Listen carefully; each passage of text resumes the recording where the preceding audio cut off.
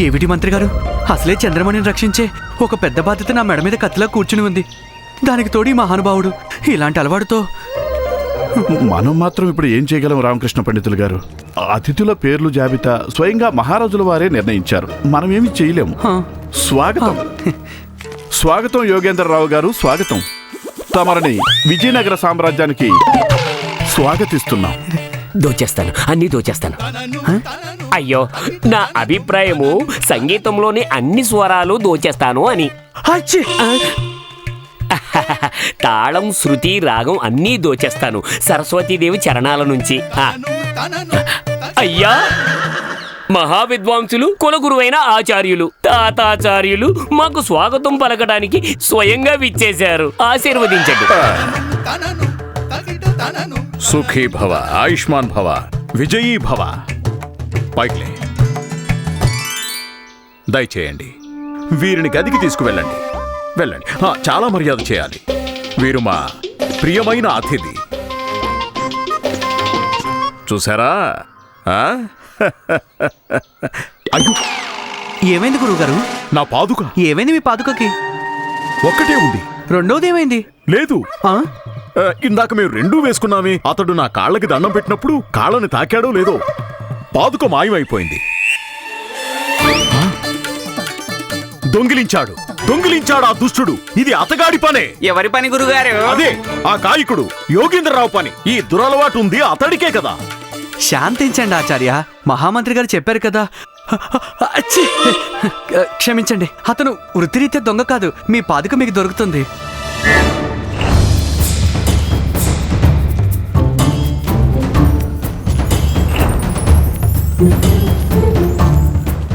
గురువు గారు, ఏమిటి? మీ నిరీక్షణం ఫలించింది గురువు గారు. పల్లకి వస్తుంది గురుగారు.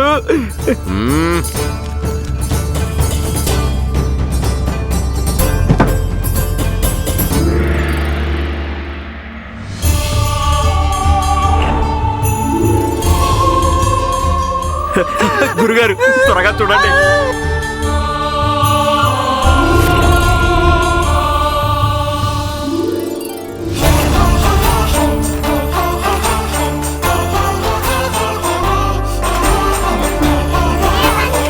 చూడురామా, మన ఈ విదేశీ అతిథి ఎంత అందంగా ఉందో.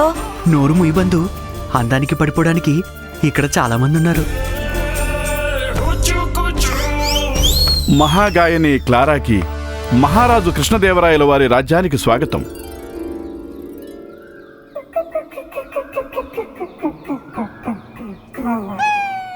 మేము ఈ రాజ్యానికి మహామంత్రులం. మీకు హృదయపూర్వక స్వాగతం.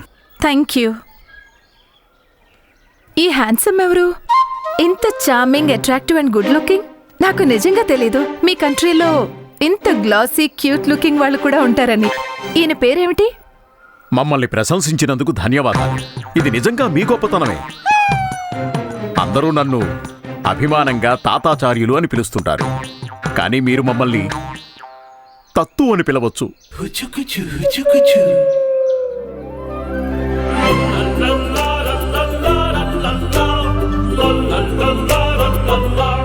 నేను ఈయన గురించి మాట్లాడుతున్నాను.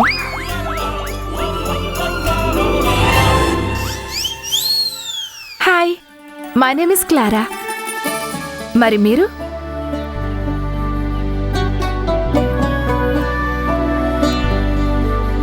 ఈ సేవకుడి పేరు రామకృష్ణ అండి, దేవి గారు. కాదు, నేను దేవిని కాదు. My name is Clara. Clara. Clara? Clara? Clara. కానీ విషయం ఏమిటంటే, మా దేశంలో ప్రతి స్త్రీని అమ్మవారి ప్రతిరూపంగానే భావిస్తాము. మీరు కూడా ఒక స్త్రీనే కదా. ఆ విధంగా చూస్తే మీరు కూడా మాకు దేవత లాంటి వారే. పైగా మీరు సంగీతం తెలిసిన దేవి. మరి మిమ్మల్ని దేవి అని కాకుండా ఇంకేమని సంబోధించగలము? ఇంప్రెస్డ్. చాలా సంతోషం మిమ్మల్ని కలిసినందుకు. మీ స్మైల్ చాలా బాగుంది. ధన్యవాదాలు దేవి గారు. క్లారా గారు, రండి. మేం మిమ్మల్ని మీ గది వరకు తీసుకువెళ్తాం. మణిలక్ష్మి, ఈ సామాన్లన్నీ ఇతనికే ఇవ్వు. ఆ లగేజ్ తీసుకుని మా వెనకాలేరా. అయ్యో లేదు దేవి గారు, వారు సేవకులు కాదు, వారు మా ఆచార్యులు వారు, మహారాజుల వారి కులగురువు, ఈ రాజ్యానికి రాజగురువు, మహాపండితులు తాతాచార్యులు వారు. అచ్చి, క్షమించండి. వాట్? సీరియస్లీ?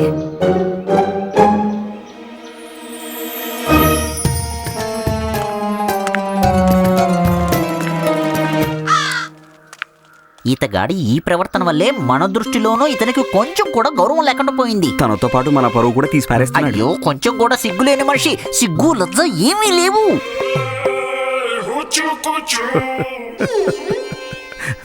సరే, మాకు ఒక ముఖ్యమైన పని జ్ఞాపకం వచ్చింది, మేము వెళ్ళొస్తాం. ఇకపోతే మిగిలిన అతిథులు ఎవరైతే ఉన్నారో వారికి మీరు స్వాగతం పలకండి. అన్నట్టు వారికి మా అభినందనలు చెప్పడం మరవకండి. మహాగురు తాతాచార్యుల వారికి, జై. మహాగురు తాతాచార్యుల వారికి. ఏయ్!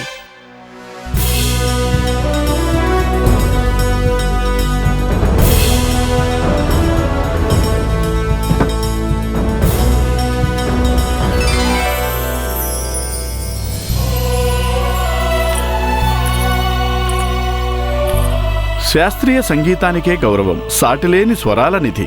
ఎంతో మంది గాయకులు గానం చేసే ముందు వీరి పేరునే స్మరిస్తారు. మీ వంటి మహాగాయిని ఇక్కడ పాదం మోపటం వల్ల విజయనగర సామ్రాజ్యం ధన్యమయ్యింది. సంగీత సరస్వతికి నా శతకోటి నమస్కారాలు దేవి. ప్రయాణంలో మీకు ఏ విధమైన ఇబ్బంది కలగలేదు కదా? ప్రయాణం అనేది కేవలం నిమిత్త మాత్రమే మహోదయ. వాస్తవిక ఆనందం లక్ష్యంలో ఉంటుంది. లక్ష్యం ఉంటేనే ప్రయాణానికి విలువ ఉంటుంది. లక్ష్యం లేకపోతే అంతా వ్యర్థమే. హచ్చి! అవును, మీరు చెప్పింది అక్షరాల నిజం దేవి, చాలా బాగా చెప్పారు. మీకు నేను చెప్పింది అర్థమైందా లేక ఇట్టే ఒప్పుకుంటున్నారా? ఇంత ముఖ్యమైన విషయం ఎవరికైనా అర్థం కాకపోతే వారికే కదా నష్టం కలుగుతుంది. మీరు చెప్పింది అక్షరాల నిజం దేవి గారు. లక్ష్యం లేని ప్రయాణం ఎడారిలో ఎండమావి లాంటిది. దానికోసం అందరూ వెతుకుతారు, కానీ అది ఎవరికీ దొరకదు. కానీ లక్ష్యంతో కూడిన ప్రయాణం సముద్రంలోని ఆణిముత్యం లాంటిది. అది ఎంతో కష్టపడితేనే దొరుకుతుంది, కానీ అది నిజంగానే చాలా అమూల్యమైనది. ఇంతకీ మీరెవరండి? ఇటువంటి వేదాంత వాక్కులు నేను ఇంతకుముందు ఎప్పుడూ ఎక్కడా వినలేదు. మీ పేరేంటి? నా పేరు రామకృష్ణ అండి. మిమ్మల్ని కలిసినందుకు చాలా సంతోషంగా ఉంది రామకృష్ణ. నా సౌభాగ్యం. దూర ప్రయాణం చేసి వచ్చారు, కొంచెం విశ్రాంతి తీసుకోండి.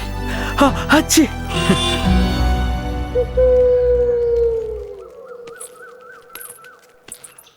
ఇంతకీ ఆవిడేం చెప్పింది? వారికి ప్రయాణం ముఖ్యం కాదట, ఇక్కడికి రావటమే ముఖ్యమట. మరి సూటిగా ఎందుకు చెప్పలేదు? కొన్ని జంతువులు తిన్నగా ఎందుకు నడవవు? వాటి ప్రవృత్తి. మంత్రి గారు, మీరింతకు ముందు 5 ముఖ్య అతిథులు వస్తారని అన్నారు. 4 వచ్చేశారు, కానీ 5వ వారు రాలేదు. మరి వారు ఎప్పుడొస్తారు? అవును, మన 5వ అతిథి పేరు సోమనాథ్ గారు. ఆహా, అద్భుతమైన గాయకులు, పైగా చాలా పెద్ద వీణా విద్వాంసులు కూడా. ఈ పాటికి వచ్చేసి ఉండాలి. క్షమించండి మహామంత్రి గారు, కానీ మన అతిథి సోమనాథ్ గారు రావడం లేదు. రావడం లేదా? ఎందుకు రావడం లేదు? వారి సందేశం ఏమిటంటే వారికి ఈ ధనవంతుల ఆర్భాటాలు అస్సలు నచ్చవంట. వారి దృష్టిలో ఇవన్నీ పై హంగులు మాత్రమే. వీటి వల్ల కళారంగానికి ఏ ప్రయోజనం లేదంట. అందుకే ఆయన అన్నారు, వారు కేవలం మహా ఉత్సవం రోజునే విచ్చేస్తారంట. సరాసరి పోటీలోనే పాల్గొంటారంట. అయ్యో, ఇలా అయితే ఎలా? ఏం పర్వాలేదు మహామంత్రి గారు, కళాకారులంటే ఇలానే ఉంటారు. వారి మనసు భావుకతతో కోమలంగా ఇలాగే ఉంటుంది. సరే, ఒకవేళ కళాకారులు సోమనాథ్ గారికి ఇక్కడికి రావడం ఇష్టం లేకపోయినా ఏం పర్వాలేదులేండి, మనమే వారిని కలవటానికి వెళ్దాం. కలవక తప్పదు కదా. ఎందుకంటే చంద్రమణి భద్రత కోసం ఈ మహా ఉత్సవంలో పాల్గొనబోయే ప్రతి ఒక్క వ్యక్తిని తనిఖీ చేసి అర్థం చేసుకోక తప్పదు. హచ్చి! వచ్చేవాళ్ళు ఎంతటి వారైనా సరే. నాకు ధనవంతులతో ఏ సమస్య లేదు. నాకు కేవలం ఈ ఆర్భాటాలు నచ్చవు. ఇచ్చుండొచ్చు, భగవంతుడు నీకు ధన సంపద ఇచ్చుండొచ్చు. ఇస్తేనే అంత మాత్రాన ఈ ఆర్భాటం దేనికి? గొప్పలు ఎందుకు? ఎంతకీ ఏమి నిరూపిస్తున్నావు? నువ్వు అందరికంటే శ్రేష్ఠుడునా? ఎందుకేనా? నీ దగ్గర ధనం చాలా ఉందనా? అంటే ధనం లేని వారంతా ఈ లోకంలో వాళ్ళందరూ వ్యర్థమనా? వారికి ఏ అస్తిత్వం లేదా? మీరు చెప్పింది అక్షర సత్యం మహోదయ. హచ్చి! నేను చెప్పింది సత్యం కాదంటే నువ్వేమైనా అసత్యాన్ని సత్యం, సత్యాన్ని అసత్యంగా వరుస్తావా? అయ్యో లేదు మహానుభావా, నేను అలా ఎప్పుడు అన్నాను? నేను కూడా మీరు ఏం చెప్పారో అదే చెప్పాను. మీరేమంటున్నారంటే ఒకవేళ మీరు ఏదైనా అసత్యం చెప్పినా నేను మాత్రం ఏం చేయగలను అని. అది కూడా అక్షర సత్యమేనని నేను అంటున్నాను. ఎందుకంటే మీరు చెప్పింది అక్షర సత్యమే. మరి మన ఇద్దరం చెప్పింది సత్యమైతే చెప్పడానికి ఇంకా ఏ మిగిలిందని? ఏముంది? ఏమీ లేదు. అచ్చే క్షమించండి, ఒకటే అడుగుతున్నాను, మీరు నాతో పాటు రండి. మీకోసం కొత్త దుస్తులు కొనాల్సి ఉంది. అచ్చే ఇలాంటి మహావిద్వాంసులు మహాపురుషులు ఇలా చిరిగిన పాత దుస్తులు వేసుకుంటే అసలు బాగోదు. చూసావా, నువ్వు కూడా అంతే. ఆ పొగరబోతు ధనవంతుల్లా మనిషికున్న విలువని వేసుకున్న దుస్తులు వేషంతోనే కడుతున్నావు. అచ్చీ! లేదు లేదు మహాశయ, అలా అచ్చీ! అలాంటిదేం లేదు. అది నిజం, అదొక్కటే నిజం. ఇక్కడ మనిషి యొక్క ప్రతిభ వేసుకున్న ఖరీదైన వస్త్రాలను బట్టే అంచనా వేస్తారు, వారి గుణాన్ని బట్టి కాదు. మీలాంటి ధనవంతులంటేనే నాకు పట్టరాని కోపం. హా. క్షమించండి మహానుభావ, అన్నిటికంటే ముందు నేను ధనవంతుణ్ణి కాను. రెండో విషయం ఏమిటంటే ధనవంతుల్ని ద్వేషించటం వల్ల స్వయంగా మీరైతే ధనవంతులు అవ్వలేరు. అచ్చే! మరి ధనవంతుల్ని ద్వేషించటం లేక వారిని దూషించడం కంటే మీరే స్వయంగా కష్టపడి పనిచేసి వారికంటే గొప్ప ధనవంతులు అవ్వగలిగితేనే కదా, అందులోనే కదా పుణ్యం పురుషార్థం ఉండేది. అచ్చే! ఇవి వేద శాస్త్రాల్లో ఉండే విషయాలు పండితులు గారు. వాస్తవిక జీవితంలో వీటికి కొంచెం కూడా విలువ లేదు. ఒకవేళ విలువంటూ ఉంటే అది ఆ ధనవంతులకి, వారి ప్రభుత్వానికే ఉంది. సరేనండి, అయితే మీరు ఇలానే చెయ్యండి. నాతో పాటు రాజమహల్కి రాకండి. పేదవాడు ఎప్పుడు పేదవాడిగానే ఉంటాడని కూడా నిరూపించండి. మీరు వాళ్ళెప్పుడు ధనవంతులు ఎదుటికి వచ్చి తమ ప్రతిభను నిరూపించుకోలేరు అని జీవితాంతం ధనవంతులు చూసి ఈర్ష్యపడుతూ కుళ్ళుకుంటూ ఉంటారే కానీ స్వయంగా కష్టపడి శ్రమించి ధనవంతులకి తమ సామర్థ్యం నిరూపించుకోరు. ఒకవేళ ఇలాంటి వారినే పేదవాళ్ళు దరిద్రులు అని అంటారంటే క్షమించండి మహానుభావ, అలా అనటంలో తప్పే ఉందని. వారు అదే కదా, అందులో తప్పే ఉంది. దారిద్ర్యం వారికి రాసిపెట్టుంది. దరిద్రులు ఎప్పటికీ దరిద్రులుగానే ఉంటారు. సౌభాగ్యలక్ష్మిని ప్రసన్నం చేసుకునే మార్గం ఏమంత కష్టం కాదు. మన దౌర్భాగ్యానికి బాధపడుతూ ఆగిపోకూడదు. కష్టపడి విజయానికి మనమే బాట వేసుకోవాలి. అచ్చి! క్షమించండి, వెళ్ళొస్తాను. ఆగు! ఆ కొత్త దుస్తుల మాట ఏమిటి? మహల్లోకి ప్రవేశించడానికి ముందు వీటిని మార్చుకోక తప్పదు కదా.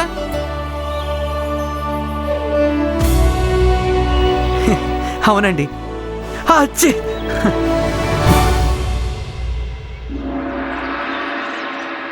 అచ్చి! మహారాజా, వీరు శ్రీ మధురదాస్ గారు, ప్రముఖ రామభక్తులు, గాయకులు. సీతాపతి రఘుకుల నందన శ్రీరామచంద్ర ప్రభుకి వీరు రామభక్తులుగా ఎంతగానో ప్రసిద్ధి చెందారు. దానితో పాటు తమ గానంతో అందరి మనసులు మెప్పించటంలో కూడా ప్రసిద్ధిగాంచారు. మహానుభావులు యోగేంద్ర రావు గారు మహా విద్వాంసులు మరియు కర్ణాటక సంగీతంలో మహాగాయకులు. వీరు శ్రీ సోమనాథ్ గారు సంగీత జ్ఞాన సంపద మెండుగా ఉన్న గొప్ప కళాకారులు. మన విదేశీ అతిథి కళాకారులు క్లారాదేవి గారు పాశ్చాత్య సంగీతంలో అపూర్వ జ్ఞానం ఉన్నవారు. వీరు సుప్రసిద్ధ గాయకురాలు రూపాదేవి గారు. వీరి ప్రతిభ శాస్త్రీయ సంగీతానికే గౌరవం. వీరందరూ మీ చేత ఆహ్వానించబడ్డ దిగ్గజాల వంటి కళాకారులు మహారాజా. వీరే ఈ మహా ఉత్సవంలో అందరికంటే ప్రముఖంగాను ఆకర్షణీయంగాను ఉండబోతున్నారు.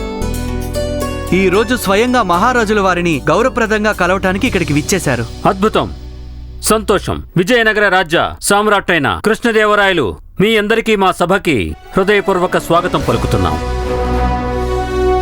మీరు మా ఆహ్వానాన్ని మన్నించి వచ్చినందుకు మేము మీ అందరికీ ధన్యవాదాలు చెప్తున్నాం. ఇక్కడికి రావడమే కాదు, నిజానికి ఇక్కడికి విచ్చేసి మా సాంస్కృతిక మహా ఉత్సవానికి వన్నె తీసుకువచ్చారు, గౌరవాన్ని పెంచారు. మీ అందరికీ హృదయపూర్వక ధన్యవాదాలు.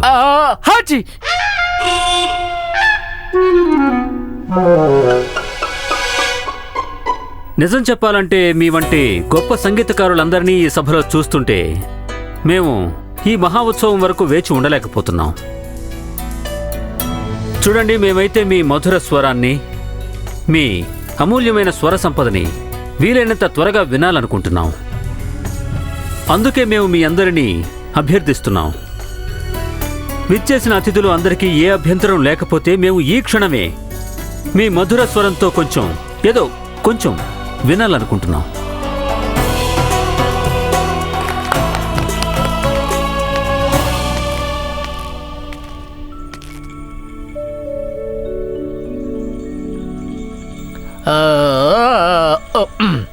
హాచి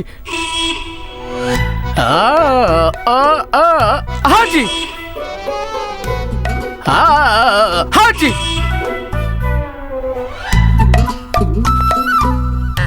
హాజీ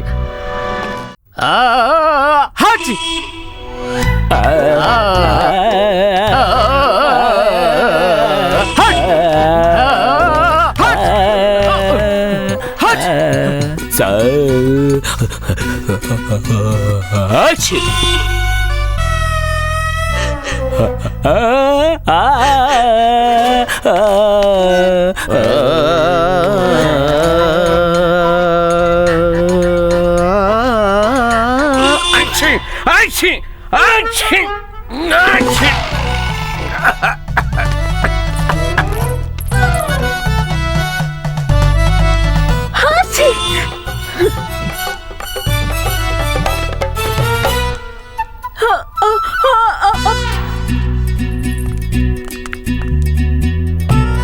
ఇప్పుడు చూడండి మహారాజా, మీరు ఇప్పుడు వినండి. స్వచ్ఛమైన స్వరాల హరివిల్లులు ఎంత అద్భుతంగా పాడతారో మన విదేశీ గాయని. ఆ స్వరం, ఆ కంఠం, ఆ గమకాలు, ఆ అలంకారాలు అద్భుతం మహారాజా, అద్భుతం. చూసావా మణి, ఎలా పొగడ్తలు పొగిడి పొగిడి విదేశీ మహిళకి వల వేస్తున్నాడు మన ముసలాడు. తాంబూలం సరిగ్గా నమలడం చేత కాదు కానీ దూర జామకాయ తినాలని చూస్తున్నాడు ఈ పళ్ళతో ఈ ముసలాడు. ఇలాంటి అందమైన మోము, ముగ్ధ మనోహరమైన వర్చస్సు, ఇలాంటి ఊహాతీతమైన సౌందర్యం, పైగా ఇలాంటి ప్రకాశవంతమైన తెల్లని ఛాయగల ఇటువంటి సౌందర్య రాశి పాడే ఏ రాగమైనా అటూ ఇటూ అవుతుందా మహారాజా? వీరిని చూస్తుంటే ఎలా అనిపిస్తుందంటే వీరు కేవలం సంగీతం కోసమే జన్మించుండాలి. ఆచార్య, ముందు వీరిని పాట మొదలు పెట్టనివ్వండి, తర్వాత మీరు ప్రశంసించుకోండి వారిని. ఏమంటారు? ఆరంభించండి క్లారా గారు. I have a god.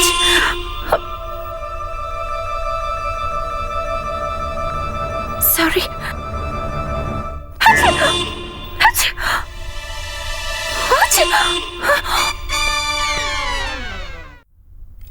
అయ్యో గురువుగారు, ఎక్కడికి వెళ్ళిపోతున్నారు గురువుగారు? నేను కాపాడడానికి వెళ్తున్నాను, మీ గోళ ఏమిటి? అయ్యో గురుగారు, ఆ విదేశీ స్త్రీ అచ్చి అని తుమ్ముతున్నారంతే. కాపాడండి కాపాడండి అని అరవడం లేదు, మీరు వెళ్ళి కాపాడటానికి. నాకు తెలుసు మూర్ఖుడు. అసలు విషయం ఏమిటంటే మహారాజా, వీరికి జలుబు చేసింది, అందుకే పాడలేకపోతున్నారు.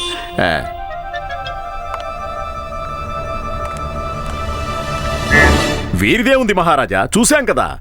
ఇక్కడికి విచ్చేసిన అతిథులందరిది ఇదే పరిస్థితి, మొత్తం అందరికీ జలుబు చేసింది. ఇదే చాలా ఆశ్చర్యంగా ఉంది తాతాచార్య. గాయకులందరికీ ఒకేసారి జలుబు చేసింది, ఎలా?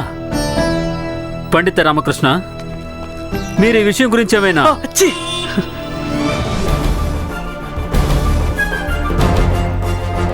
ఈయనేం చెప్తారు మహారాజా? అసలు సమస్య మొత్తానికి కారణం వీరే కదా. మాకు అర్థం కాలేదు. వివరంగా చెప్తాను మహారాజా. ముందు జలుబు చేసింది వీరికే. జలుబుని ఇంటి నుంచే తీసుకొచ్చారు. పొద్దున్నుంచి తుమ్ము మీద తుమ్ము, తుమ్ము మీద తుమ్ము, తుమ్ము మీద తుమ్ము. ఇదిగోండి, చూశారు కదా. ఇక ఇదే పరిస్థితిలో వెళ్లి నిల్చున్నారు ఈయన మహలు ద్వారం వద్ద అతిథుల్ని స్వాగతించడానికి. వీరి పరిస్థితి చూసి నేను వీరితో చెప్పాను, మీరు వెళ్ళండి, వెళ్ళి విశ్రాంతి తీసుకోండి, అతిథులకు మేం స్వాగతం పలుకుతామని చెప్పాను. కానీ మా మాట వెళ్ళలేదే. ఏమన్నారంటే, లేదు, అతిథుల్ని స్వయంగా నేనే స్వాగతిస్తాను అని. దాని పరిణామం మీరే చూశారుగా. తన భయంకరమైన జలుబును అందరికీ అంటించేశారు పాపం. కోమలంగా ఉండే కళాకారులందరికీ. ఇప్పుడు ప్రశ్న ఏమిటంటే, ఈ గాయకులందరూ పోటీ జరిగే సమయంలో తమ ప్రతిభని ఎలా ప్రదర్శిస్తారు? దానికంటే ముఖ్యమైన ప్రశ్న ఏమిటంటే మహారాజా, జరిపించాలనుకున్న మహా ఉత్సవం ఏర్పాట్ల సంగతి ఏమిటి? అంతకంటే మరో ముఖ్యమైన ప్రశ్న ఏమిటంటే, ఈ చంద్రమణి భద్రత ఏర్పాట్ల సంగతి ఏమిటి అని అడుగుతున్నా. ఈ మహాశయుడు ఇలానే చేస్తాడా? ఈ మహా ఉత్సవం ఏర్పాట్లు ఇలా మాటిమాటికి తుమ్ముతూ ముక్కునలా ఎగ పీల్చుకుంటూ. మహారాజా, ఆచార్యులు వారు నా మామూలు జలుబుని ప్రచండ ప్రళయంగా మార్చేశారు. అంతా బానే జరుగుతుంది మహారాజా. ఇంకా మహా ఉత్సవానికి సమయం ఉంది. అన్ని సమయానికే జరుగుతాయి. మీరు కోరుకున్నట్టు అన్ని సమయానికే జరుగుతాయి మహారాజా. మీకు నమ్మకం ఉందా రామకృష్ణ, మహా ఉత్సవంలో ఎటువంటి విఘ్నం కలగదు అని? మాట ఇచ్చాను మహారాజా. ఇక మృత్యువే వచ్చినా, నిజంగా ప్రళయమే వచ్చినా ఉత్సవ గౌరవానికి ఏ లోటు రానివ్వను.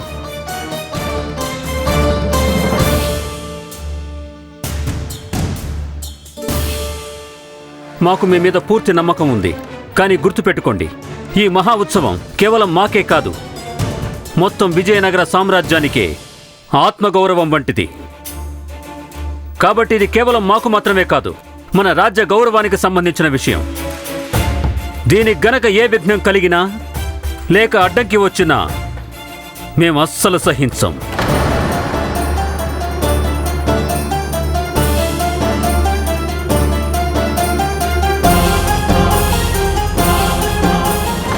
ఈ మహా ఉత్సవం కేవలం మాకే కాదు, మొత్తం విజయనగర సామ్రాజ్యానికే ఆత్మగౌరవం వంటిది. కాబట్టి ఇది కేవలం మాకు మాత్రమే కాదు, మన రాజ్య గౌరవానికి సంబంధించిన విషయం. దీనికి గనక ఏ విఘ్నం కలిగినా లేక అడ్డంకి వచ్చినా మేము అస్సలు సహించం.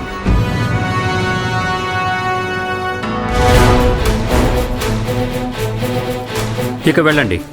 మీ ఆరోగ్యం పట్ల జాగ్రత్త వహించండి. మన అతిథులను కూడా జాగ్రత్తగా చూసుకోండి. మహా ఉత్సవం రోజున కలుద్దాం. మహారాజు శ్రీకృష్ణదేవరాయల వారికి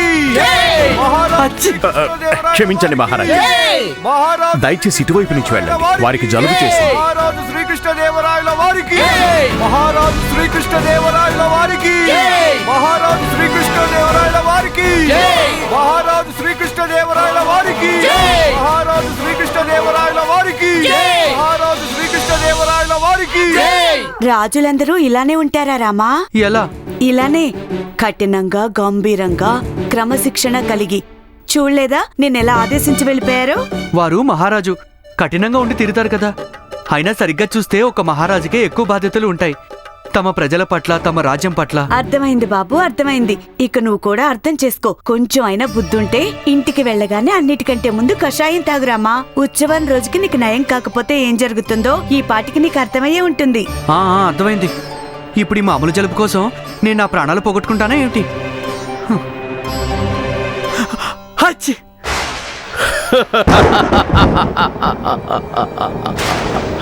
ఇదే మంచి అవకాశం.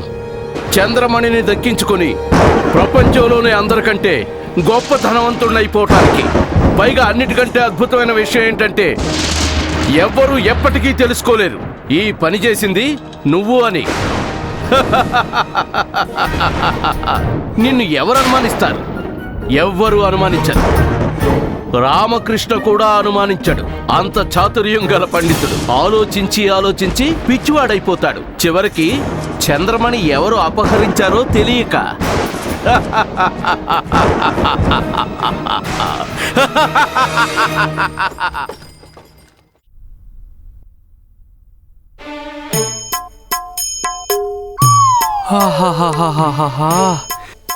ఇప్పుడు నిజంగా ఎంత హాయిగా అనిపిస్తుందో.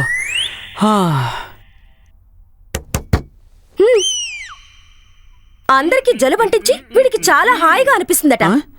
ఇలా అంటున్నది నేను కాదు, అంటున్నది అత్తయ్య. అయితే ఆవిడ కూడా గుర్తు చెయ్యి. ప్రతి సమస్యలో ఎక్కడో ఒక చోట ఏదో ఒక అవకాశం ఖచ్చితంగా దాగుంటుంది.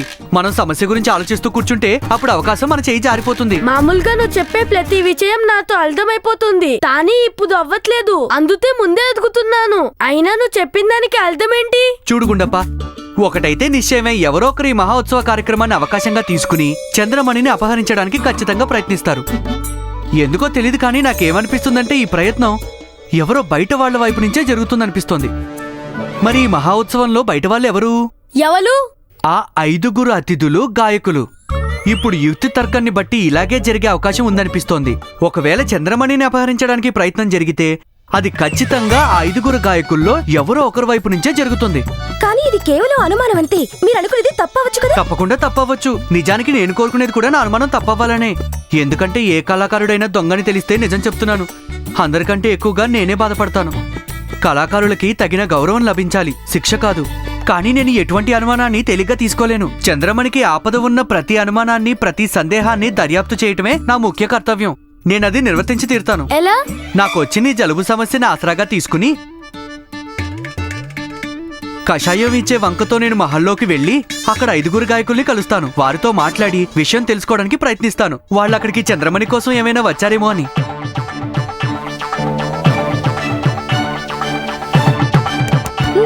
ఏమంటున్నారంటే చాలా సార్లు పులి గురించి జాగ్రత్తలు తీసుకునే గోలలో పడి మనం మన కాలి కింద నుంచి పాక్కుంటూ వెళ్ళిపోయి తేరని పట్టించుకోము. అది పులి కంటే కూడా చాలా ప్రాణాపాయం కలిగించొచ్చు. మరోలా కూడా జరగచ్చు కదా. ఇంట్లోనే ఎవరైనా ఉన్నారేమో. ఆ చంద్రమణి మీద వాళ్ళు తమ కుదృష్టి కలిగి ఉన్నారేమో. అమ్మా ఇక్కడికి రండి. ఓహోహోహోహోహో, తాత్విక విషయాలు, సుదీర్ఘ ఆలోచన. అరే మా అమ్మకి ఎవరి దిష్టి తగలకూడదు. అరే ఎవరైనా దిష్టి చుక్క పెట్టండి. అరే అమ్మే పెట్టేసుకున్నారు. అయితే ఇప్పుడు నేను ఈ దర్యాప్తుని మహల్లోని వారితోనే మొదలు పెడతాను. ఎవరితో? చాలా రోజులుగా ప్రభు శ్రీ తాతాచార్యుని కార్యకలాపాలు సామాన్యంగా ఉన్నాయి. వారింటి నుంచే మొదలు పెట్టాలనుకుంటున్నాను. ఒరే మణి, నువ్వెప్పుడైనా కప్పని చూసావా? చూశాను. అది కాదు, అడవి కప్ప. దానికింత బారు నాలుకుంటుంది. ఒకే చోట కూర్చొని నాలుక బయటకు పెట్టి దూరంగా ఉన్న ఈగల్ని పురుగుల్ని చటుక్కున మింగేస్తుంది. చూశాను కదా. ఎక్కడ చూసా? ఇందాకే కొంచెం సేపటి క్రితం రాజ్యసభలో మన ముసలోడే అడవి కప్పన అనిపించాడు ఆ విదేశీ గాయనిని చూస్తూ.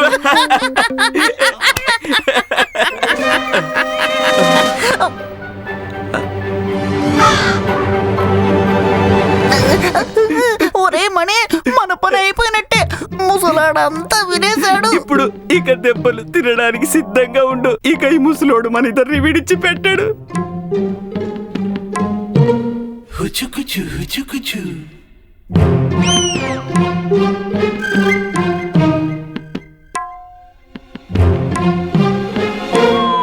వెళ్ళలేదు, ముసలాడు ఏమీ వెళ్ళలేదు. మన ముసలాడు ఇంకా తెల్లదారుసారి ఊహల్లోనే మునిగి తేలుతున్నాడు. ఇతనికి అసలు ఏమీ వినిపించట్లేదు, కనిపించట్లేదు. నిజంగానా?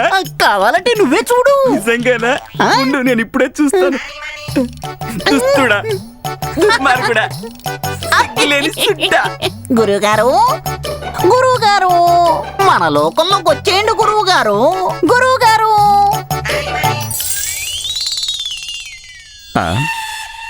గురువుగారు, మీ చేతిలో ఇంత అందంగా ఉన్నదేంటిది? ఇది చెవిపోగు. ఎవరి చెవి పోగు గురుగారు? ఇది తనదే.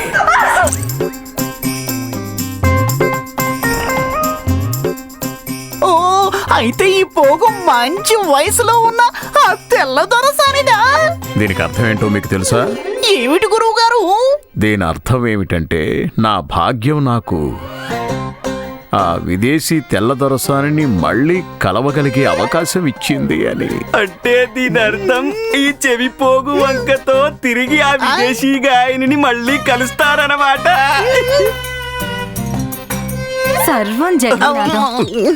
సర్వం జగన్నాథం. దేవుడిపై నాకున్న ఆరాధన, నా పూజ, భక్తి అన్ని స్వామివారికే అంకితం. కానీ మా స్వామివారి జీవితం భగవన్ నామస్మరణకే అంకితం. నామం అంటే గుర్తొచ్చింది స్వామి. అది వారి పేరేంటి? వారు మిమ్మల్ని కలవడానికి వచ్చారు. ఎవరు? రామకృష్ణ పండితులు గారు. రామకృష్ణ పండితులా? అవును స్వామి. ఇక్కడికా? అవునండి. నువ్వా? ప్రణామాలు గురువర్య. నువ్విక్కడేం చేస్తున్నావు? ఏముందాచార్య, మహోత్సవానికి సమయం దగ్గర పడుతుంది. అందుకే ఎంత త్వరగా అన్ని పనులు పూర్తి చేస్తే అంత మంచిదనిపించింది. ఇకపోతే ఇదిగోండి మహాపూజకి కావలసిన సామాగ్రి జాబితా. ఇది మీరు తయారు చేశారు. నేను ఇది మొత్తం జాగ్రత్తగా చూశాను. ఎంత ఎక్కడ అవసరం ఉందో నా లెక్క ప్రకారం అందుకు అనుమతి కూడా ఇచ్చేశాను. ఇక మీరు ఇది చూపించి రాజకోశాగారం నుంచి ఏ ఇబ్బంది లేకుండా ఎంత ధనం కావాలంటే అంత తీసుకోవచ్చు. సరే సరే తీసుకో. రేపు ఉదయమే వెళ్లి రాజ్యకోశాగారం నుంచి జాబితా కావలసిన లేదులేదాచార్య, ఇది నేను అనుమతి ఇచ్చిన జాబితా కాదాచార్య. మరి అనుమతి ఇచ్చిన జాబితా ఇది. ఇది చూపించి మీ శిష్యులు రాజకోశాగారం నుంచి ధనం తీసుకోవచ్చు.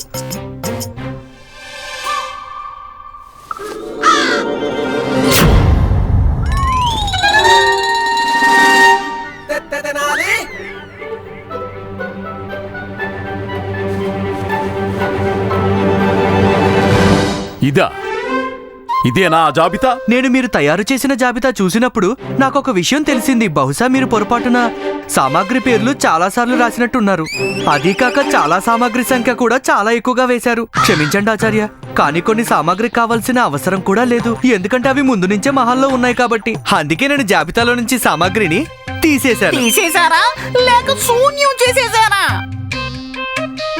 దీంతో మహాపూజ కాదు కదా, కనీసం నా శ్రాద్ధ పూజ కూడా చేయలేవు. అయ్యో, శుభం మాట్లాడండి ఆచార్య. శ్రార్థ పూజ మీ శత్రువులకి జరగాలి. మీరు పాపి చిరాయు కదా. అనుమతి ఇప్పించండి, వెళ్ళొస్తాను. ప్రణామాలు. చూసారా, దీన్ని భయం అంటారు. ఒక మహాపండితుడంటే భయం. నాకంటే చిన్నవాడు, అందుకే నా దగ్గర ఆశీర్వాదం తీసుకుని వెళ్ళాడు. ఆశీర్వాదమా? మిమ్మల్ని పాపి అని వెళ్ళాడు. పాపి చిరాయు అంటే అర్థం భగవంతుడికి కూడా తన లోకంలో పాపులు ఉండటం ఇష్టం లేదు. అందుకే కదా పాపాత్ములందరికీ దీర్ఘాయువు ప్రసాదించాడు. అది ఆ పాపాత్ములు దుష్టులు తన లోకానికి దూరంగా ఉండాలి అని, ఈ భూమి మీదే మగ్గుతూ ఉండాలని. అయ్యో గురువు గారు, తిప్పి తిప్పి మిమ్మల్నే మహాపాపి మహాదుష్టుడు అనేసి వెళ్ళిపోయాడు ఆ పండితుడు. రామా,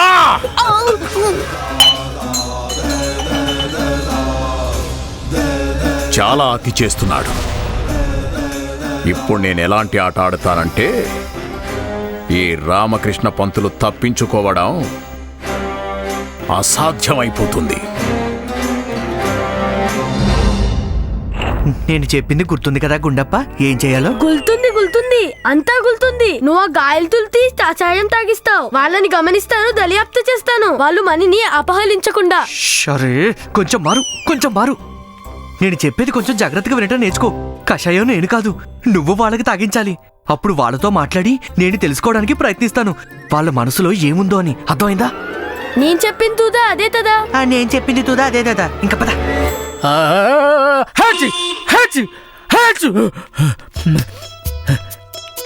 ఎవరు? అతిథి గారు గుర్తుపట్టలేదా? నేను రామకృష్ణని. ఉదయం మిమ్మల్ని కలిశాను కదా మహల్ ద్వారం వద్ద మీకు స్వాగతం పలకడానికి. మీ అభ్యాసం ఎలా జరుగుతుంది? ఈ జలుబు వల్ల దారుణంగా తయారైంది మా పరిస్థితి. మీరు మీరు మీరు ఎందుకు దిగులు పడుతున్నారు మహాశయ? మీ ఈ సమస్యకి తీసుకువచ్చాం మాతో పాటు ఒక పరిష్కారం. ఇది తాగితే మీ జలుబుకు శాశ్వతంగా ఉపశమనం. అరే గుండప్ప, ఇది కవిత అయిపోయింది. మహాశయ, మీ కవిత ప్రభావం మా మీద కూడా పడుతుంది. వెళ్ళు, వీరికి కషాయం తాగించు. సలే ఉందు. కషాయమా? అవును మహాశయ, కషాయం మా అమ్మగారే స్వయంగా తయారు చేశారు, ఇంట్లోని ఔషధాలను కలిపి. ఇది తాగగానే మీకు చాలా హాయిగా అనిపిస్తుంది. మీకు పూర్తిగా నయమైపోతుంది. నయమైపోయి తీరాలి మహాశయ. ఇలాంటి సువర్ణ అవకాశాన్ని చెయ్యి జారనివ్వలేం కదా.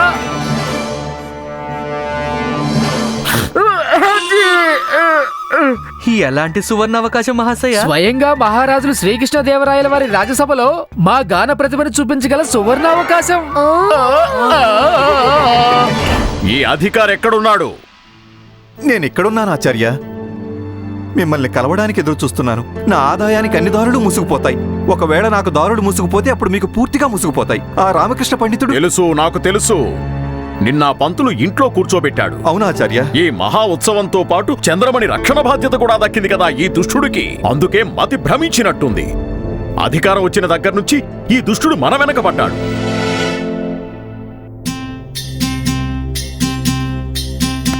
నీ కష్టాన్ని నేను అర్థం చేసుకోగలను అధికారి. రామకృష్ణ అనే ఆ కంకర రాయి మాటి మాటికి అడుగడుగున మన విందు భోజనంలో అడ్డుపడుతున్నాడు. ఈ కంకర రాయిని బయటికి తీసి విసిరి పడేయాలి. కూర్చో.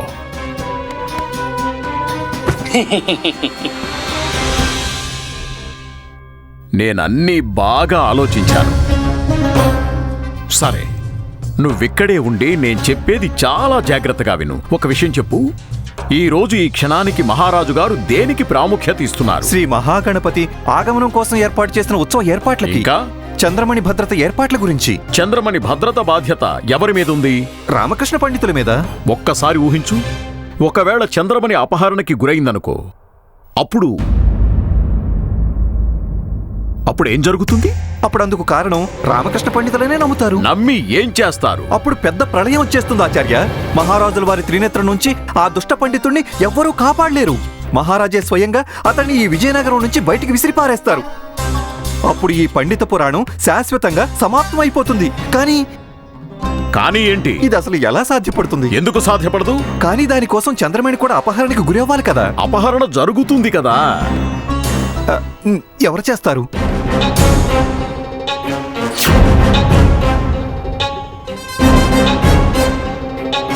మనమే చేస్తాం.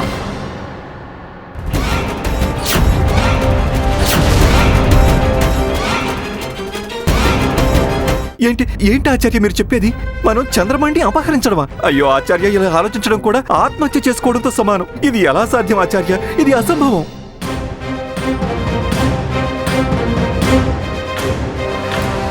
పైకిలే, పైకిలే. ముందుక్కడి నుంచి బయటికి వెళ్ళు. తప్పు నీది కాదు, నాది.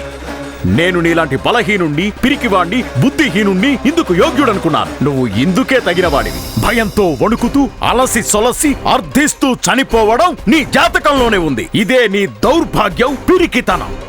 ముందెళ్ళిపోయి నుంచే. అయ్యో అయ్యో లేదు ఆచార్య, నేను ఎక్కడికి వెళ్ళను. నేను మిమ్మల్ని వదిలి వెళ్ళను. నేను ఎప్పుడు మీతో పాటే ఉంటాను. మీ నీడ పట్టునే ఉంటాను ఆచార్య.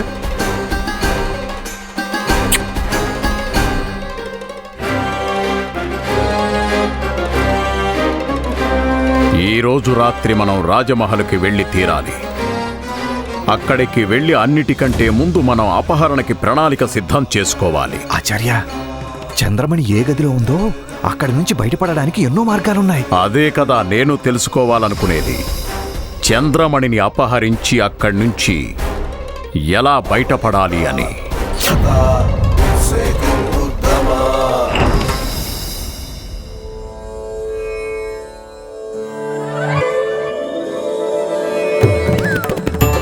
తీసుకోండి మహాశయ. ధన్యవాదాలు.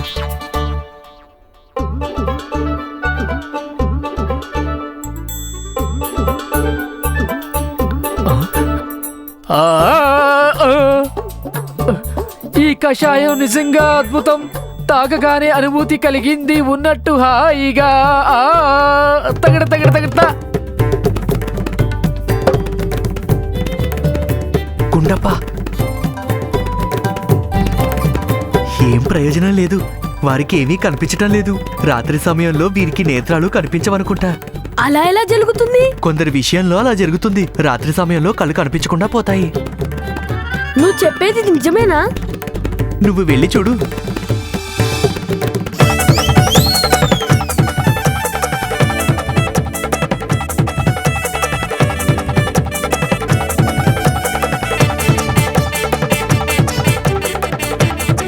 సరే మహాశయ, మేం వెళ్ళొస్తాం. మీరు మీ అభ్యాసాన్ని కొనసాగించండి. రేపు ఉదయం కలుద్దాం. శుభరాత్రి. శుభరాత్రి. శుభరాత్రి. ఒక్క విషయం అయితే అస్సలు అర్థం కాలేదు గురువు గారు. మీకు ఈ మహల్ గురించి అణువణువు తెలుసు కదా, మరి ప్రణాళిక తయారు చేయడానికి మళ్ళీ ఇక్కడికి రావాల్సిన అవసరం ఏముందని? అదేమిటి అంటే ఇది దూరదృష్టి.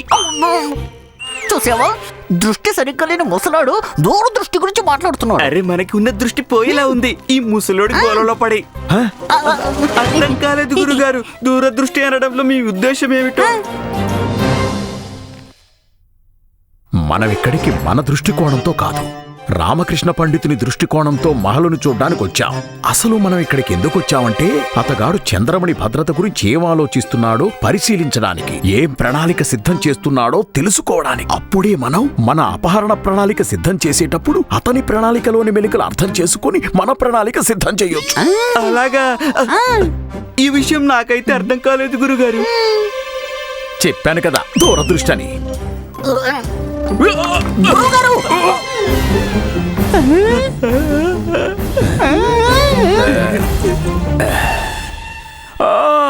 గురుగారు, మీరిందాక చెప్పిన దూరదృష్టి గురించి ఇప్పుడిప్పుడే మాకు అర్థం అవుతుంది. ఇప్పుడు అర్థమైంది. మీరు ఆ విదేశీ గాయనిని కలవడానికి వచ్చారు. పదండి పదండి, వెళ్దాం పదండి. పదండి పదండి. మనం తప్పు తీసుగా వెడుతున్నామేమో అనిపిస్తోంది. ముందు అతిథుల గదులు ఆరంభం అవుతాయి ఉండి కదా. తీరాలి కూడా. అతిథి గదులు ఎక్కడో ఒక చోట ఆరంభం అవుతాయి కదా. అతిథి గదులుంటే అతిథులుంటారు, అతిథులుంటే తను కూడా ఉంటుంది. ఎవరు? విదేశీ బ్లారా. సమస్య సమస్య ఆ రామ అనే పెద్ద సమస్య. మనల్ని ఏమైనా చేయొచ్చు. మన మహలులో మూల మూలలా క్షుణ్ణంగా చూడాలి. ప్రతి స్థానాన్ని గమనించాలి. ఆ మూల అలాగే ఈ మూల కూడా.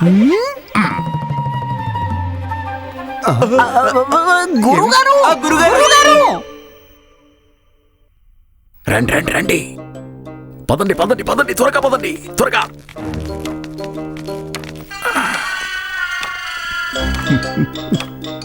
ఒరే మణి, ఆ ముసలాడు అటువైపు అయినా వెళ్తున్నాడు. ఈ ముసలోడికి పగటి పూట సరిగా కనిపించదు. రాత్రి పూట పూర్తిగా గుడ్డివాడైపోతాడు ఈ ముసలోడు. అయ్యో, గుడ్డివాడు కావటం కాదు, ఆ తెల్ల దొరసాని గోల్లో పిచ్చోడైపోయాడు. అలాగా? ఆపు ముసలోడిని, త్వరగా ఆపు. అయ్యో, నేనేలా ఆపను? అరే త్వరగా వెళ్ళి కొత్తవాల్ గారిని పిలు. కొత్తవాల్ గారు రండి రండి, కొత్తవాల్ గారు రండి, త్వరగా రండి రండి రండి రండి, రండి ఆపండి, ఆపండి. ఆచార్య, మీరు ఇటు ఎక్కడికి వెళుతున్నారు? వెళ్లాల్సిన మార్గం అటువైపు ఉంది. అటువైపు పదండి పదండి. సరిగ్గా కనిపించడం లేదు, వెలుగు తక్కువగా ఉంది. అటువైపు వెళ్ళాలా? అయితే అటే పదండి పదండి. పోనీలే, ఒక విషయానికి సంతోషంగా ఉంది. ఈ మధురదాసు అపహరణ చేయలేరు. ఎలా? అరే, కళ్ళు కనిపించకపోతే ఈ అపహరణ ఏం చేస్తారు? కేవలం లాతిలి పూతేలామా, పగతి పూత అపహరణ చేయగలదు. అవును కదా, నేను ఇలా ఆలోచించనే లేదు.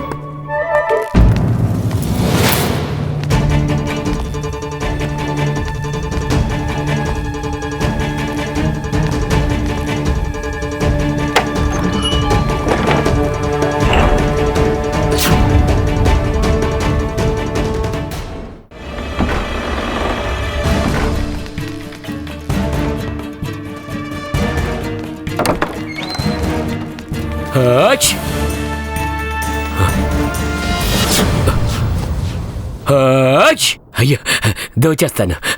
నేను అన్నీ దోచేస్తాను, అన్నీ దోచేస్తాను. నేను అన్నీ దోచేస్తాను, నేను అన్నీ దోచే.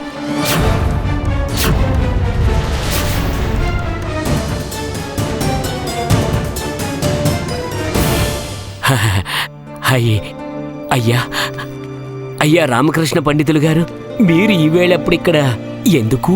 ఏం జరిగింది మహాశయ? మీరు ఇంతవరకు పడుకోలేదా? దోచుకుంటున్నాను. నేను నిద్రని దోచుకుంటున్నాను. కానీ నేను సరిగ్గా నిద్ర దోచుకోలేకపోయాను.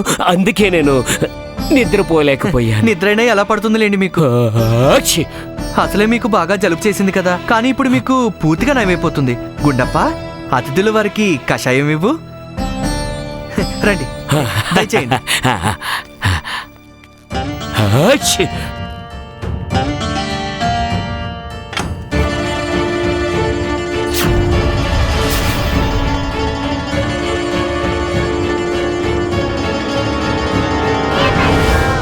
అయ్యో, ఇదేంటి రామా? ఇతను నిజంగానే దొంగతనం చేస్తున్నాడు. చూస్తున్నాను. కొంచెంసేపు మౌనంగా ఉండు.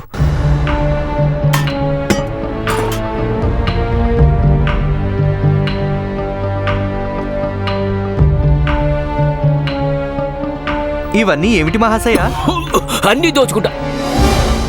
ఇన్ని వస్తువులైతే దోచుకున్నారు కదా, ఇంకా దోచుకోవడానికి ఏం మిగిలిన్నాయని?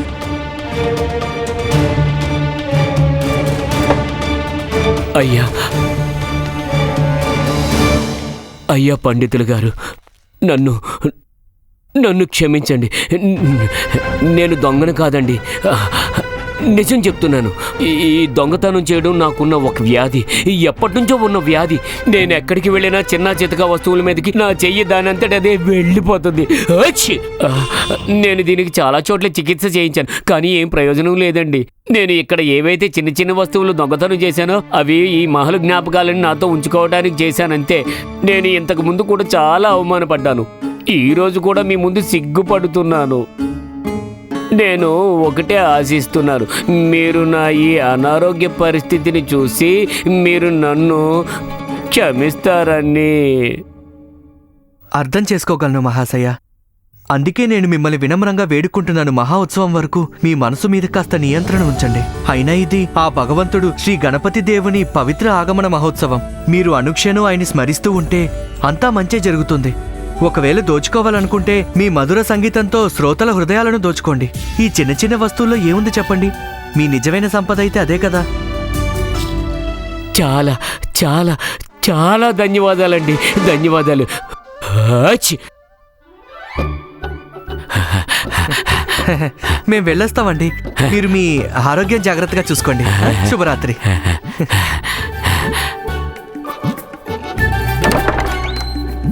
నీకు ఏమనిపిస్తుంది? ఇతనే దొంగ. ఇతను ఏం కనిపించినా దోచేస్తాడు. లేదు గుండప్ప, మధురదాస్ లాగా ఇతను కూడా దొంగ కాదు. పాపం ఇతను మానసిక వ్యాధితో బాధపడుతున్నాడు. చిన్న చిన్న వస్తువులు దొంగలించటం వరకు సరే, కానీ చంద్రమణి లాంటి అమూల్యమైన వజ్రాన్ని దొంగతనం చేయటం ఇతని వల్ల కాదు. అయినా సరే మనం గమనిస్తూనే ఉండాలి. పద, ఇక మిగిలిన వారికి కషాయం తాగిద్దాం. పద. ఆచార్య, నేను మీకు మరొక కొత్త మార్గం చూపిస్తాను. రామకృష్ణ పండితుడు ఆ మార్గంలో చంద్రమణిని తీసుకొచ్చే అవకాశం ఉంది. అరే, ఆచార్యుల వారు ఎక్కడికి వెళ్ళిపోయారు? ఓ ఆచార్య, ఆచార్య, మీరు ఎక్కడున్నారు? ఆచార్య, చూడు, ముసలాడు వెళ్ళిపోయాడు. నాకు తెలుసు మనం విలాసాల ముసలోడి గురించి. పద చూద్దాం.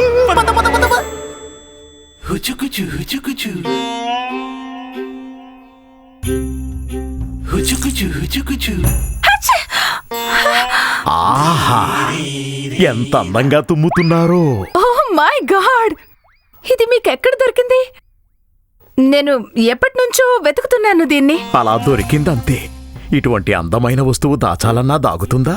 మీరు దీన్ని నాకు రిటర్న్ ఇవ్వడానికి ఇక్కడికొచ్చారా? నిజానికి అందుకే వచ్చాను. మీకు ఎలా అనాలి అనిపిస్తే అలానే అనుకోండి. మీ అమూల్యమైన చెవిపోగు తిరిగి ఇవ్వడానికి వచ్చాను. So sweet. Thank you, thank you.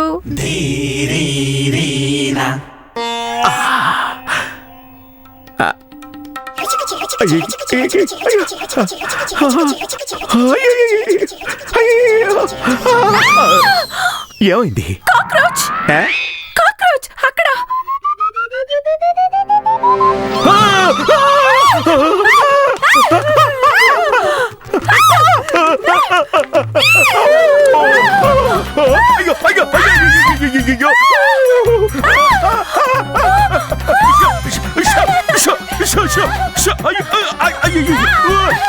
ఏమైంది గురువుగారు? ఏమైంది? అదేంటి గురుగారు, ఏదో ఒకటి చెప్పండి, కాస్త నోరు తెరవండి. మూర్ఖుడా, దాన్ని తరివేయండ్రా, ఇటువైపు వచ్చేస్తుంది. అరే ధని, నువ్వు వెళ్ళరా. మణి, నువ్వు పోరా. కొత్వాల్ గారు మీరు అయ్యో అయ్యో అయ్యో, ఇది నా పంచలో దూరిపోయింది.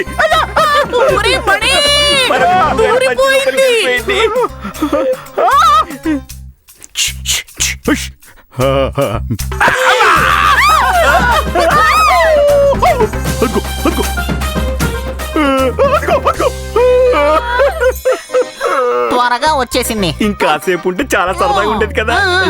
రండి.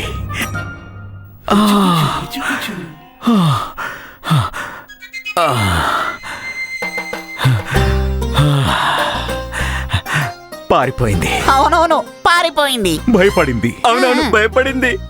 నాకు. ఎవరికి? నాకు. అవునవును, మిమ్మల్ని చూసి. వీరాది వీరులు, సూరాది చూరులైన మా గురువు గారిని చూసి పారిపోయిందా ఆ చిన్న బుద్ధి. ఇంకా సరే సరే, నువ్వు కొంచెం అతిగా మాట్లాడుతున్నావు. నీ సంగతి తర్వాత చూస్తాను. మళ్ళీ ఎప్పుడైనా ఇలాంటి దుష్ట పురుగు మిమ్మల్ని ఇబ్బంది పెడితే అప్పుడు మీరు నాకు కబురు చేయండి.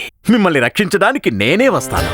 రక్తపుటేరులు ప్రవహించేలా చేస్తాను. కానీ మీకు మాత్రం ఏ హాని కలగని. Thank you, thank you.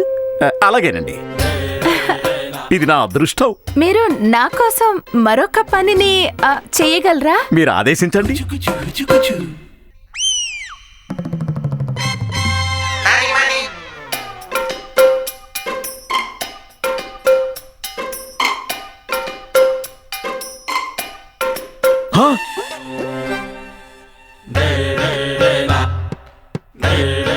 రాజగురువు తాతాచార్యుడు మీ పాదుకలు వెతకాలా? నో, పాదుకలు కాదు. Shoe, my shoe. మా షూ? అర్థం కాలేదు. నో, నా ఒక్క కాలి షూ ఎక్కడో పడిపోయింది. ఓ, అలాగా అలాగా. My lucky shoe. దాన్ని వెతకడం కోసం నేను మీకు చెప్తున్నాను. కానీ ఏంటిది టాటాచార్య? తాతాచార్య కాదు కాదు, తాతాచార్య. టాటాచార్య. తాతాచార్య. టాటాచార్య. ఆహా, సరే వదిలేయండి. అయినా మీరు టాటాచార్య అన్నా కూడా మీ మధుర కంఠం నుంచి అంత చెడుగా ఏమీ లేదు. మీరేమంటున్నారు? ఏంటి అంటే, నేను మీకు చెవిలో ఎందుకు చెప్పాను అంటే, ఈ విషయం నాకు మీకు మధ్య ఉండాలి. కానీ మీరేమో అందరికీ చెప్పేశారు. అరే వీళ్ళు వదిలేయండి, ఏం పర్వాలేదు. వీళ్ళ గురించి దిగులు పడకండి. నేను ఏదైతే చెప్తానో వీళ్ళు అదే వింటారు, అదే చూస్తారు. అయితే మీ చెప్పు పోయింది కదా, ఒక కాలిది దొరుకుతుంది. దొరికిందనే అనుకోండి, నేను వెతుకుతాను స్వయంగా. మీ చెప్పు అతి త్వరలో. వెళ్ళనా? Thank you Tatacharya. ఎంత మంచిదో టాటాచార్య. నేను మంచివాణ్ణే. శుభరాత్రి.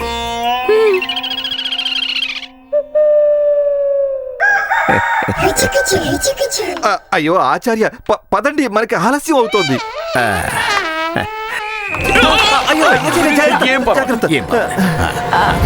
శబ్దమైతే ఇక్కడే ఎక్కడి నుంచో వచ్చింది గుండప్ప.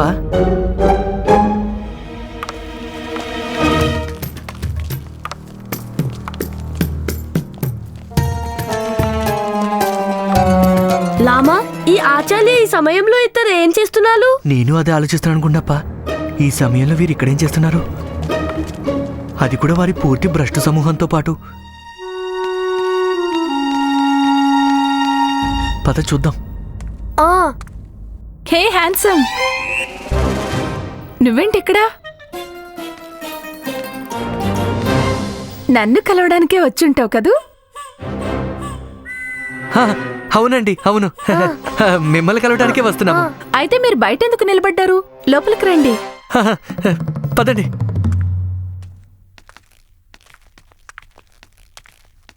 మీరు ఏ పని మీద వచ్చింది? నన్ను వచ్చారి అనాలి కదా, వచ్చిందంటున్నారు. ఏమీ లేదండి, మీ తుమ్ము కోసం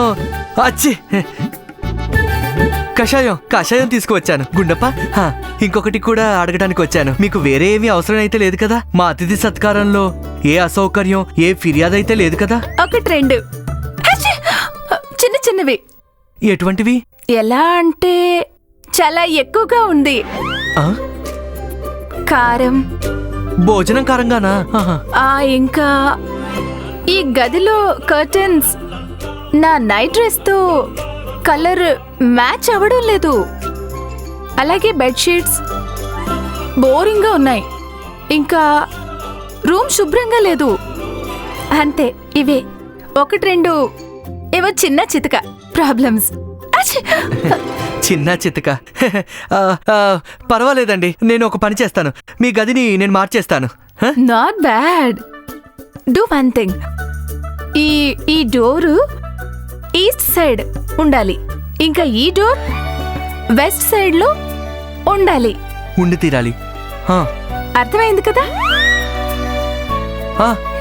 అర్థమైంది. మీరు నిశ్చింతగా ఉండండి, అన్నీ చేసేస్తాము. ఈ కషాయాన్ని తాగేయండి. పద. శుభరాత్రి. పద.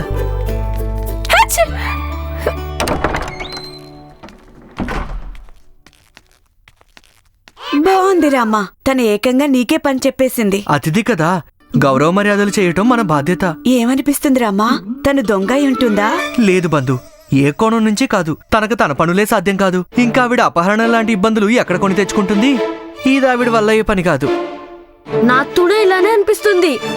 ఏమనిపిస్తోంది? ఇవన్నీ తన వల్ల అయ్యే పనులు కాదు. ఈ దొలసాని ఏం దొంగతనం చేస్తుంది? భలా భలా గుండప్ప, నీ బుర్ర కూడా పని చేయడం మొదలు పెట్టింది.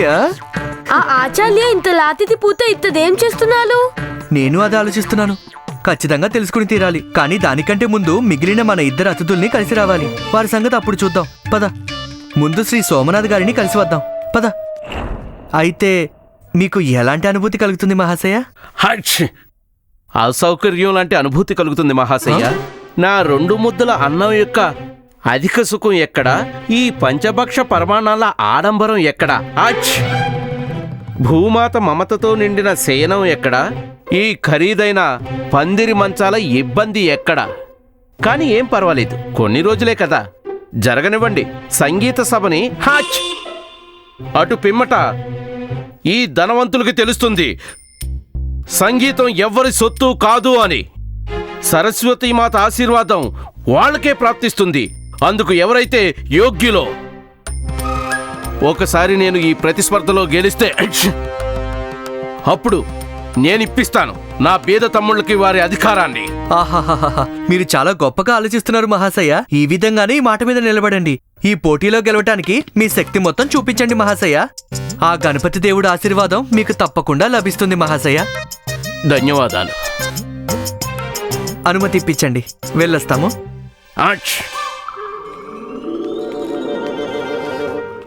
ఆగండి.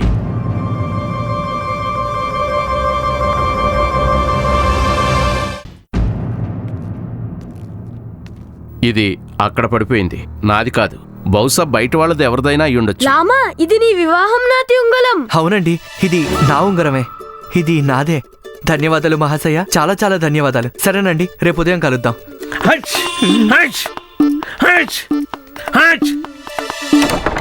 ఏంటి లామా, నీ ఉంగరాన్ని జాగ్రత్తగా చూస్తలేవు? చంద్రమణి ఏం చూస్తుంటావు? అరే, అక్కడ నేనే పెట్టానురా మూర్ఖుడా, కావాలనే పెట్టాను. ఎందుకు? ఈ సోమనాథుడి నిజాయితీని పరీక్షించడానికి. లేదు గుండప్ప, ఇతను దొంగ అయ్యే అవకాశం లేదు. ఇతను కేవలం ధనం లేనందున విసిగిపోయి ఉన్నాడు, దొంగ మాత్రం కాదు. పద. అయితే ఆచార్య, మీరు ఏమైనా ఆలోచించారా? అదే ఆలోచిస్తున్నాను. ఎవరికి అవసరం ఉంటుంది ఆ జోడుతో? అది ఒక్క జోడుతో. జోడా? ఎవరి జోడు? అదే లోపల తన గదిలో విదేశీ సుందర్ ఉంది కదా, ఏ జోడు గురించి నాతో చెప్పిందో అది. గారు, మీరు మళ్ళీ మర్చిపోతున్నారు. మనం ఇక్కడికి వచ్చింది జోడు వెతకడానికి కాదు, చంద్రమణిని అపహరించడానికి ప్రణాళిక సిద్ధం చేయడానికి వచ్చాం. ఆ విదేశీ దొరసానని మీరు ఒక్కసారి కలిసారో లేదో అంతా మర్చిపోయారు. నాకు తెలుసు, నువ్వు నోర్మై. పద. తిను.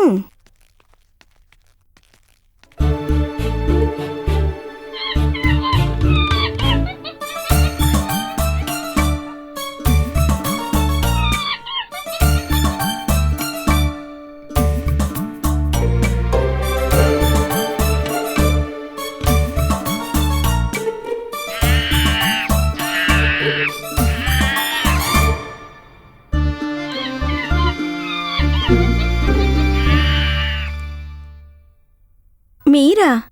ఏం లేదండి, అదేమిటంటే ఈ రోజు మహల్లో అతిథులకు మొదటి రోజు కదా, అందుకే అతిథులందరినీ కలిసి ఏవైనా సమస్యలున్నాయని తెలుసుకోవడానికి వచ్చాను. పైగా కషాయం కూడా తీసుకువచ్చాను. ఇది తాగితే మీకు జలుబు తగ్గుతుంది. గుండప్ప,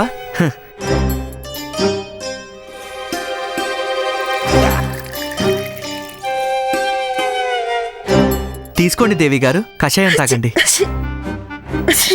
తాగితే మీకు చాలా హాయిగా అనిపిస్తుంది. ధన్యవాదాలు. అయ్యో, ఇందులో ధన్యవాదాలు చెప్పాల్సిందేముంది? నేను కేవలం నా కర్తవ్యం నిర్వర్తిస్తున్నానంతే. ఇంతకీ మీకు కోతులంటే చాలా ఇష్టమా?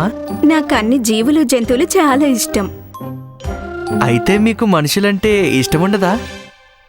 ప్రతి మనిషిలోనూ ఒక జంతువు దాగుంటుంది, కేవలం అవకాశం దొరకాలంతే. అవకాశం ఉంటే ఇదే మనిషి ఊసరవెల్లిలా రంగులు మారుస్తాడు, తేలులాగా గట్టిగా కుడతాడు, మరియు పాములాగా కాటేస్తాడు కూడా. అదీ కాక ఆకలితో ఉన్న పులిలాగా చిన్న జంతువుల మీద విరుచుకుపడతాడు కూడా. రూపాదేవి ఈ విధంగా ఎందుకు మాట్లాడుతున్నారు? ఎలా అనిపిస్తుందంటే ఈవిడ మనసులో ఒకటి పెట్టుకుని బయటికి ఇంకోటి చెప్తున్నారని. మీరన్నది కోతి గురించా లేక ఆచార్యుల గురించా? మీరు చెప్పింది అక్షరాల నిజం దేవి గారు, అక్షరాల నిజం. ఒకటే ఆశిస్తున్నాను, మీలాంటి తత్వం తెలిసిన యువకుడు కేవలం నన్ను సంతోషపరచడానికి నాతో సమ్మతించటం లేదు కదా. నిజంగానే నేను చెప్పిన దానికి సమ్మతిస్తున్నారనుకుంటున్నాను. అవును దేవి గారు, నేను మీరు చెప్పిన దానికి 100% సమ్మతిస్తున్నాను. నేను స్వయంగా నమ్ముతాను మనుషులు జంతువుల కంటే ఇంకా ఎక్కువ ప్రమాదకరమని. జంతువుల రూపంతో వాటి లక్షణం ఏమిటో మనకు తెలుస్తుంది, కానీ ఇక్కడ ఏ మనిషిలో ఏ జంతువు దాగుందో ఎవరికి తెలుసు? నిజంగానే మీరు గొప్ప విద్యావంతులు రామకృష్ణ పండితులు గారు. మీతో మాట్లాడిన ప్రతిసారి నాకు ఆధ్యాత్మిక ధార్మిక సంతృప్తిని పొందిన అనుభూతి కలుగుతుంది మహాశయ. అయ్యో, అది నా సౌభాగ్యం అండి. సరేనండి, మేం వెళ్ళొస్తాము. మళ్ళీ రేపు ఉదయం కలుస్తాము. మీకు ఎప్పుడు ఏ అవసరం ఉన్నా నిస్సంకోచంగా మాకు చెప్పండి. అలాగేనండి. వెళ్ళొస్తాము. పదకొండప్ప. పదండి, నేను మీతో ద్వారం వరకు వస్తాను. శుభరాత్రి. శుభరాత్రి. శుభరాత్రి. తన గురించి ఏమనుకుంటున్నావు రామా? తన ఉద్దేశం సూటిగా స్పష్టంగా ఉన్నట్టే ఉంది. అయ్యో లేదు బంధు, అన్నిటికంటే ఎక్కువ ప్రమాదం ఇక్కడే తిరుగుతున్నట్టు అనిపిస్తోంది. ఒకవేళ చంద్రమణికి ఎవరి వల్ల అయినా ప్రమాదం ఉందంటే అది రూపాదేవి వల్లే. ఎందుకలా? నువ్వు సరిగ్గా గమనించలేదు బంధు. ఈ స్త్రీ ఎవరితోనైనా మాట్లాడుతున్నప్పుడు వారి కళ్ళలో సూటిగా చూసి మాట్లాడరు. వారు ఎప్పుడు మాట్లాడినా అనుక్షణం అటు ఇటు చూస్తూనే ఉంటారు. ఇలా కేవలం వాళ్లే మాట్లాడతారు ఎవరైతే మనసులో ఒకటి పెట్టుకొని బయటికి వేరొకటి చెప్తుంటారు. ఈవిడ ఎలా అయితే కనిపిస్తున్నారో ఖచ్చితంగా అలా అయితే కాదు. పైగా ఏది నిజమో అది కనిపించనివ్వరు. ఇటువంటి ద్వంద్వ స్వభావం ఉన్నవారే ప్రమాదాన్ని కలిగిస్తారు. నీకు అనిపించట్లేదా రామా? నువ్వు కొంచెం ఎక్కువగానే బుద్ధిని ఉపయోగిస్తున్నట్టు. ఒకసారి ఆ సుందరి వైపు చూడు. తను దొంగతనం లాంటి పనులు చేస్తుందనుకుంటున్నావా? అయినా ఎలా చేస్తుంది? పాపం తను ఒక స్త్రీనే కదా. స్త్రీ శక్తిని తక్కువ అంచనా వేయకు బంధు. స్త్రీ ఏవైనా చేయగలదు. అనేక రూపాల సమావేశమే ఒక స్త్రీ. తను ఎన్ని రూపాలైనా ఎత్తగలదు. పైగా ఈవిడి పేరే రూపాదేవి. చాలా జాగ్రత్తగా ఉండి తీరాలి. ఎవరితో మాట్లాడుతున్నావు లామా? అయినా ఈ బంధు ఏమిటి? ఆహా, ఏమీ లేదు. అది నాలో నేనేదో మాట్లాడుకుంటున్నాను. నువ్వు పద. మనుషులు నిజంగా పిచ్చివాళ్లే. సరే పద పద. ఆ పండితుడు మూర్ఖుడు ఏదో అనుకుంటున్నాడు. కషాయం తాగించే వంకతో అతను అన్నీ తెలుసుకోగలడని. చంద్రమణిని దొంగిలించబోయే ఆ వాస్తవిక దొంగ ఎవరో తెలుసుకోగలడని. అమాయక బాలుడు. కనీసం ఇది కూడా తెలీదు. ఈసారి అతనికి ఎదురుగా నిలబడింది ఎవరో అని. అతను 7 జన్మలు ఎత్తినా సరే కొంచెం కూడా ఊహించలేడు నువ్వు ఈ పని చేయబోతున్నావు అని.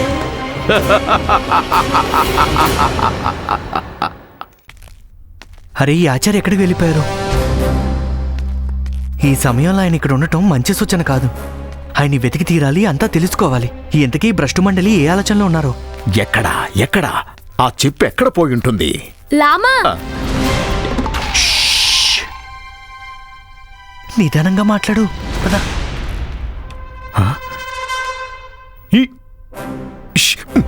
ఓహోహోహోహో, ఈ రామకృష్ణ ప్రభావం ఎంత గట్టిగా పట్టుకుందంటే ప్రతి చోట నాకు అతని పేరే వినబడుతోంది. ఇప్పుడు కూడా నాకు వినపడింది ఎవరో అతని పేరు పిలిచినట్టు. మేము కూడా మీ ప్రభావంలో ఉన్నాం. అంటే సుప్రభావంలో ఎంతగా మునిగిపోయామంటే గురువు గారు, ఏది వినపడుతుందో మాకు అదే వినిపిస్తుంది. మాకు కూడా అలాగే అనిపించింది గురువు గారు, ఎవరో ఆ పండితుడి పేరు పిలిచినట్టు. మీ ఇద్దరికీ కూడా వినపడిందా? అవును గురువు గారు. నిజం చెప్పాలంటే పేరు నాకు కూడా వినపడింది ఆచార్య. నీకు కూడా వినపడిందా? అవును ఆచార్య, వినపడింది. ఎవరో అతగాడి పేరు పిలిచారు. అవును. అంటే అతగాడు ఇక్కడే ఎక్కడో ఉన్నాడు. అలానే అయ్యుండొచ్చు గురువు గారు. అతని జాతకం మీ జాతకం సదరంగా ఆట లాంటిదే. ఒకవైపున మీరు ఉంటే రెండో వైపు తనుండి తీరుతాడు. శబ్దం చేయొద్దు. అందరూ ఎక్కడి నుంచి పదండి. మనం ఆ దుష్ట పండితుడి దృష్టిలో పడకూడదు. పదండి.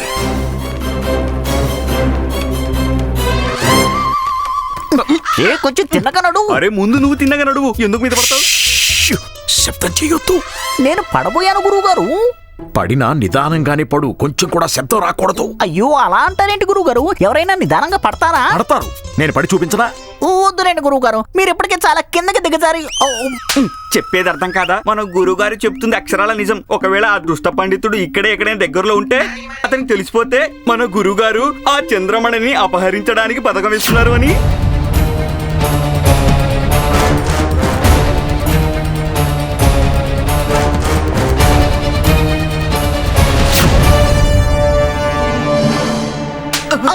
పదండి.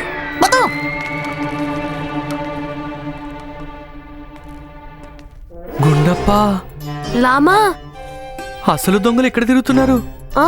మనమేమో అనవసరంగా తలాతాలని అనుమానిస్తున్నాం. ఏ అడ్డంగి లేకుండా ఉత్సవం సంపూర్ణమయ్యేంత వరకు అందరినీ సందేహించి తీరాల్సిందే కదా. కానీ అసలు దొంగలు దొలితేశాలు కదా. ఈ తాతాచాల్య ఇంత అతని బ్లస్తు మందలి.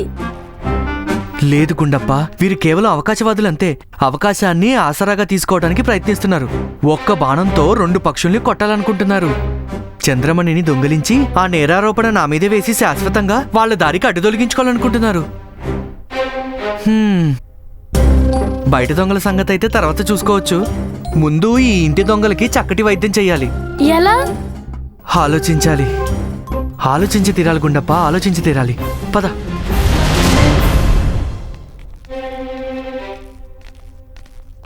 నాకు ఒక్క విషయం ఏమాత్రం అర్థం కావడం లేదు. ఆ మార్గం ఏమై ఉంటుంది? ఆ పండితుడు చంద్రమణిని సభకి ఏ మార్గం నుంచి తీసుకొస్తాడు? ఆచార్య, మనం ఈ మార్గాలన్నీ చూసేశాం కదా. ఇక నేను మీకు మహల్లో ఆ మార్గాన్ని చూపించబోతున్నాను. అక్కడి నుంచే చంద్రమణిని తీసుకురావడానికి పూర్తి అవకాశం ఉంది. మరి ఇప్పటి వరకు ఏం చేస్తున్నావు? ఇప్పటి వరకు నువ్వు ఆ మార్గం ఎందుకు చూపించలేదు? అన్నిటికంటే ముందు ఆ మార్గమే కదా చూపించాల్సింది. అనవసరంగా నన్ను మహల్ మొత్తం తిప్పుకుంటూ పోతున్నా. నేనైతే మీకు మహల్లో రహస్య మార్గం చూపించడానికి తీసుకొచ్చాను, కానీ మీరే కదా మార్గ మధ్యలో ఎక్కడికో జారుకున్నారు అంటే అసలు ఇదేం భాష? జారుకున్నారు అని నా ఉద్దేశం వెళ్ళిపోయారు, ప్రస్థానించారు అని. అయితే అంటే మీరు మా కారణంగా మహల్ చుట్టూ తిరగడం లేదు, మేమే మీ కారణంగా కాళ్ళు అరిగేలా తిరుగుతున్నాము. రాత్రంతా మహల్ చుట్టూ, మీరేమో వేరే వాళ్ళ చుట్టూ తిరుగుతున్నారు, మేమేమో మీ చుట్టూ తిరుగుతున్నాం. ముందు పదండి, రామకృష్ణని వెతకాలి. పదండి. పదకొండప్ప, ఇక నేను ఏం చెప్పినా సరే అందుకు సరే అంటూ ఉండు, సరేనా? సరే విను, కొంచెం గట్టిగా మాట్లాడు. అలాగే. ఇప్పుడు కాదు, తర్వాత. పద. అరే గుండప్ప, శబ్దం చేయకండి, పదండి. ఆగండి. మాట ఇటువైపు నుంచి వచ్చింది, పదండి. నీకు ఏమనిపిస్తుంది? నేను ఇక్కడికి అతిథి గాయకులకి జలుబుకి కషాయం ఇవ్వడానికి వచ్చాననుకుంటున్నావా? అయ్యో కాదు పిచ్చోడా, నేనిక్కడికి కేవలం చంద్రమణి కోసం ఒక పథకం సిద్ధం చేయడానికి వచ్చాను. అంటే ఎవరైతే చంద్రమణిని దొంగిలించాలనే ఉద్దేశంలో ఉంటారో ఆ వెర్రివాడు అనుకుంటూ ఉండొచ్చు, చంద్రమణి 10 రోజుల తర్వాత జరగబోయే గణపతి మహోత్సవం రోజున ఈ రహస్య మార్గం ద్వారానే మహలుకి తీసుకురావటం జరుగుతుందని. అందుకే ఆ మూర్ఖపు దొంగ మహలులోని రహస్య మార్గాల గురించి తెలుసుకుంటూ ఉండుండొచ్చు. కానీ పథకం అయితే వేరే ఉంది. అసలు పథకం ఏమిటో విను, చెప్పేది చాలా శ్రద్ధగా విను. అసలు పథకం ఏమిటంటే, ఉండు, ఇక్కడ ఎవరైనా ఉన్నారేమో. ఎవరూ మనల్ని ఏమీ వెంబడించడం లేదు కదా, ఎవరు మన మాటలు ఏమీ వినటం లేదు కదా. అయ్యో ఎవరు లేలామా, వదిలే, నువ్వు తలవాత చెప్పు. ఇంతకీ నేనేం చెప్తున్నాను? నువ్వు అసలు పథకం చెప్తున్నావు. విను, అసలు పథకం ఏంటంటే, చంద్రమణి 10 రోజుల తర్వాత మహోత్సవం రోజున కాదు, నిజానికి రేపే గణపతి స్థాపన చెయ్యబోయే శుభదినం రోజునే తీసుకురాబడుతుంది. పైగా ఏదో రహస్య మార్గంలో కాదు, నిజానికి ఇదే రహదారిలో. ఎటువైపు అంటే మనం ఇప్పుడు నడుచుకుంటూ వచ్చామే అటు. పైగా అది కాక ఆ దొంగ కనిపిస్తూ ఉండొచ్చు. చంద్రమణి గట్టి భద్రత మధ్య ఆయుధాలు పట్టిన సైనికుల భద్రతతో తీసుకురాబడుతుందని. కానీ వాస్తవానికి చంద్రమణి తీసుకురాబోయేది ఒక జేబులో. ఎవరి జేబులో? ఆలోచించు గుండప్ప, ఆలోచించు. అరే వెర్రివాడా, నీ జేబులోనే. చంద్రమణి నీ జేబులోనే తీసుకురాబడుతోంది. కానీ నాతో జేబు లేదు కదా. అయ్యో, కుట్టిద్దాము మిత్రమా, నీకు జేబు కూడా కుట్టిద్దాము. కానీ నేను చిన్నపిల్లాన్ని కదా. అందుకే కదా గుండప్ప నిన్ను ఎంచుకున్నది. నువ్వు చిన్నపిల్లాడివి, ఎవరికి నీ మీద సందేహం కలిగే అవకాశం లేదు. అరే ఎవరూ కనీసం ఊహించలేరు కూడా, నీలాంటి సాధారణమైన బాలకుడి జేబులో చంద్రమణి వంటి అతి అమూల్యమైన వజ్రం ఉండొచ్చు అని. నువ్వు చంద్రమణి తీసుకువచ్చి నాకివ్వు, నేను మహారాజు వారికి అప్పగిస్తాను. మహారాజుల వారు దాన్ని గణపతి చరణాల చెంత అర్పించేస్తారు. అంతే, మన కార్యం సమాప్తం. నాకు తెలుసు గుండప్ప, అసలు నువ్వు ఏం చెప్పాలనుకుంటున్నావో. నువ్వు చెప్పాలనుకునేది ఇదే కదా. నువ్వొక బాలుడివి, ఒకవేళ చంద్రమణి నీ జేబులో ఉందని ఎవరికైనా తెలిసిపోతే అప్పుడు నిన్ను కూడా అపహరణ చెయ్యొచ్చనేగా. కానీ ఏం చేయను మిత్రమా, చంద్రమణి భద్రత కోసం నేను ఇటువంటి నిర్ణయాన్ని తీసుకోక తప్పలేదు. అది కాక నీలాంటి సాధారణ బాలుడిని అపహరణ చేయటం కూడా ఏమంత పెద్ద విషయం కాదు. కానీ మన దగ్గర వేరే ఉపాయం కూడా ఏం లేదు కదా. సరే పద పద, చాలా చీకటి పడింది. రేపు మనం చాలా పెద్ద పని చెయ్యాలి. చంద్రమణి భద్రతకు సంబంధించిన విషయం. అదేం చిన్న చితక విషయం కాదు. పద పద.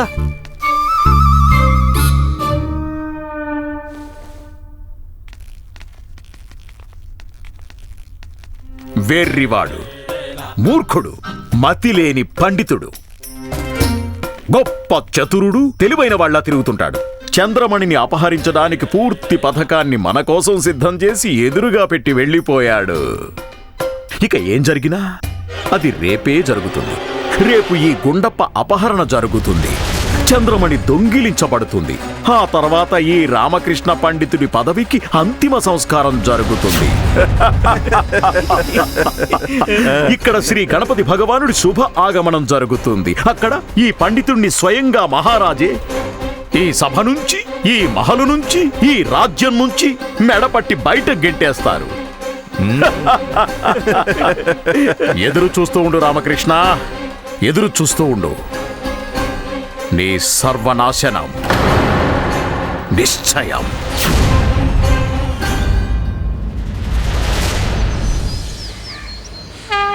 గణేష్ మహారాజుకి భగవాన్ శ్రీ గణేష్ మహారాజుకి.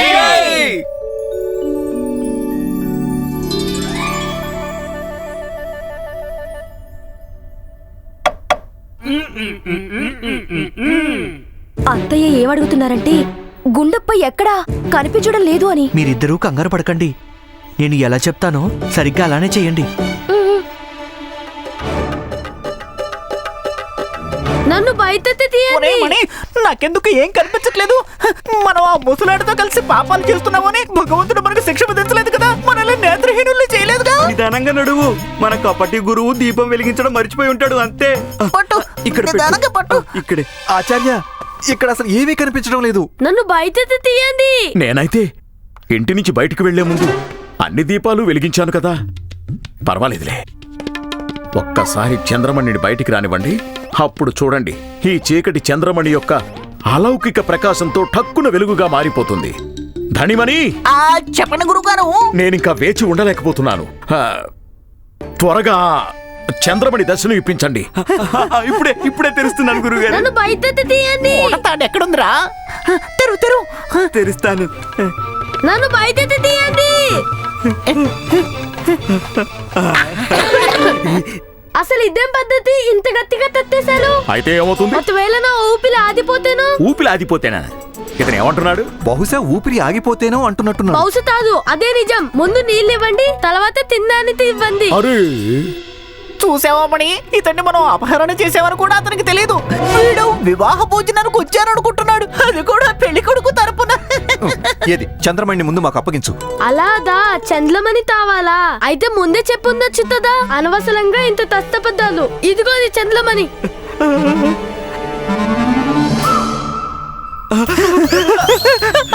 దొరికింది గురువు గారు, చంద్రమణి దొరికింది. ఎంత గుండ్రంగా ఉందో, వెన్నెలాగా మృదువుగా, పాల కంటే తెల్లగా ఉంది.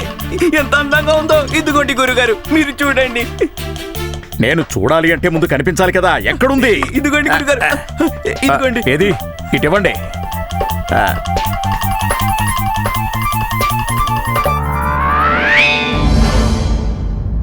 అరే మూర్ఖులారా, ఇది చంద్రమణి కాదు. ఇదే చంద్రమణి అయ్యుంటే ఇది ఎందుకు మెరవడం లేదు? అయినా అది ఎలా మెరుస్తుంది గురువు గారు? ఇక్కడ ఇంత చీకటిగా ఉంది కదా. బుద్ధి లేనివాడా, అది చంద్రమణి. తన కాంతిని చూపించడానికి చీకటి మీద ఆధారపడదు. అది ఎటువంటి అమూల్య వజ్రం అంటే పాతాళలోకాన్ని కూడా తనకున్న వెలుగుతో ప్రకాశింపజేయగలదు. ఆ చంద్రమణి అంత తేజస్సు గలది. ఇది చంద్రమణి కాదు. ఇది చంద్రమణి కాదు. ఖచ్చితంగా ఏదో గందరగోళం అయితే జరిగింది. గందరగోళం జరిగింది.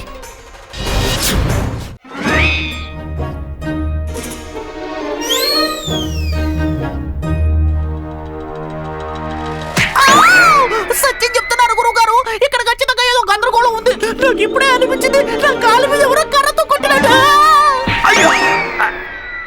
అయ్యో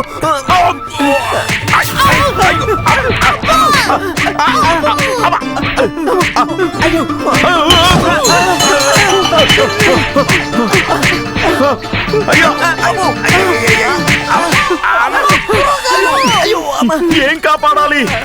కాపాడుకోగలిగుంటే అందరికంటే ముందు స్వయంగా నన్ను నేనే కాపాడుకునేవాడిని. మనల్ని ఎవరో తడి బట్టల్ని బాదినట్టు బాతున్నారు. అయ్యో, ఎవరండి కొట్టేది? ఇది భగవంతుడి కర్ర. బుద్ధి లేని దుష్ట పండితుడా, అది ఎవ్వరికి కనిపించదు, ఎవ్వరికి వినిపించదు, కేవలం తగులుతుందంతే. ఇది ఎప్పుడు తగిలినా సరే ఇలానే నోటి నుంచి అయ్యో అయ్యో అని అరుపు వస్తుంది. చంద్రమణి దొంగల్లారా, చంద్రమణినే దొంగిలించడానికి బయలుదేరారు. ఇప్పుడు పడతాయి దొంగలకి దెబ్బలు. పండితుని వేషంలోని దుష్ట రాక్షసుడా, ఈ శిక్షకి అర్హులు నువ్వు, నీ వెంట ఉన్న సహచరులే.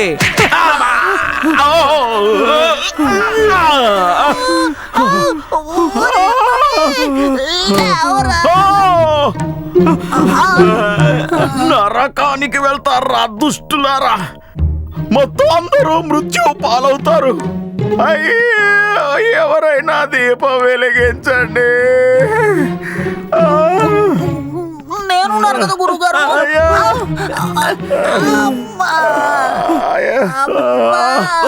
అయ్యో, చస్తారా దుష్టులారా, చస్తారు. చంద్రమణి ఎక్కడుందిరా? ఇక్కడ చంద్రమణి, ఇదిగోండి, ఇదిగోండి. శివ శివ శివ శివ శివ శివ శివ చంద్రమణి. గుడ్డు.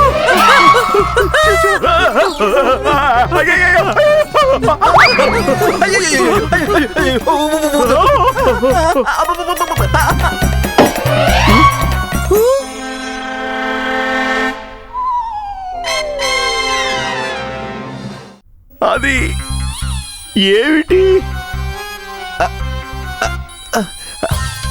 అరే అరే ఆచార్య, ఇది ఇది ఇది ఇది రాయా ఆచార్య? చూడండి చూడండి, దీని మీద తెల్ల రంగు వేస్తుంది. రాయా? చూడండి, ఇదిగోండి, తీసుకోండి. అయ్యో ఆచార్య, ఇది గుడ్డు కాదు, రాయి. ఒకసారి చూడండి. లేదు లేదు, నేను పట్టుకోను. అయ్యో, పట్టుకొని చూడండి, తీసుకోండి. ఇదిగోండి.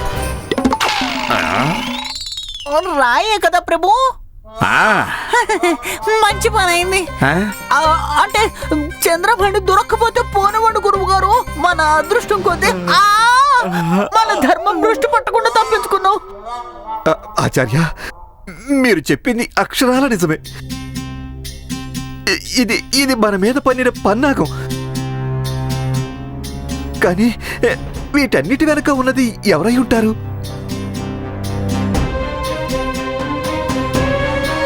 రామకృష్ణ. చాలా సంతోషంగా ఉంది ఆ భ్రష్టు మండలి పడతం పట్టినందుకు. చంద్రమణిని దొంగిలించడానికి బయలుదేరారు.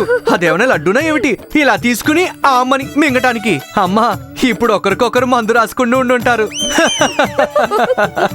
పైగా ఆ చెడ్డ గడియని తిట్టుకుంటూ ఉంటారు ఎప్పుడైతే వాళ్ళు గుండప్పని అపహరించాలని పథకం వేశారు. అంటున్నారు, ఏం అవసరం ఉంది పాపం మన గుండప్ప ప్రాణాలు ప్రమాదంలో పడేయడానికి? ఎంతైనా వాడు చిన్నపిల్లవాడే కదా. ఒకవేళ తమకేమైనా అయ్యుంటేను? అయ్యో, అలా ఎలా ఏమైనా అవ్వనిస్తాను నా ప్రియమైన మిత్రుడికి. నేను తిన కోసం నా ప్రాణాలు సైతం ఇవ్వగలను. అమ్మా, పథకమే అటువంటిది. గుండప్ప ప్రాణాలకి ఏ ప్రమాదం జరిగే అవకాశమే లేదు. ఆచార్యుడికి కావాల్సింది కేవలం చంద్రమణి మాత్రమే, గుండప్ప కాదు. కానీ వాళ్ళు అడిగిన వెంటనే గుండప్ప ఏమీ ఇవ్వకపోతే అప్పుడు తన ప్రాణాలకి ప్రమాదం కలిగి ఉండేది. తానే నేను ఇచ్చేసాను కదా. ఇచ్చాడు కదా గుడ్డు. గుడ్డు లాంటి రాయి. ఇప్పుడు అదే గుండుతో వారి తల బాదుకుంటూ ఉండుంటారు ఆచార్య ఇంకా వారి భ్రష్టు మండలి.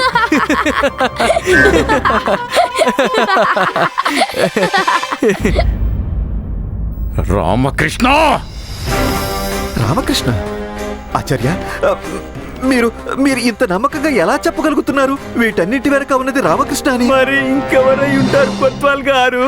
ప్రజలంతా దీపావళి పండుగని సంవత్సరంలో ఒకేసారి జరుపుకుంటారు. కానీ రామకృష్ణ మా గురువు గారు ఈ పండుగని ప్రతి 4 రోజులకి 5 రోజులకు ఒకసారి జరుపుకుంటూ ఇద్దరు ఆనందిస్తున్నారు.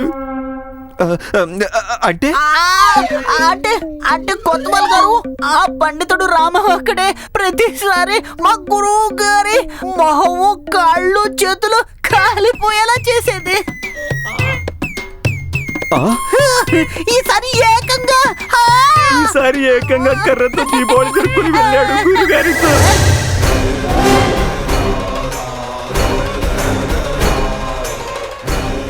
రామకృష్ణ,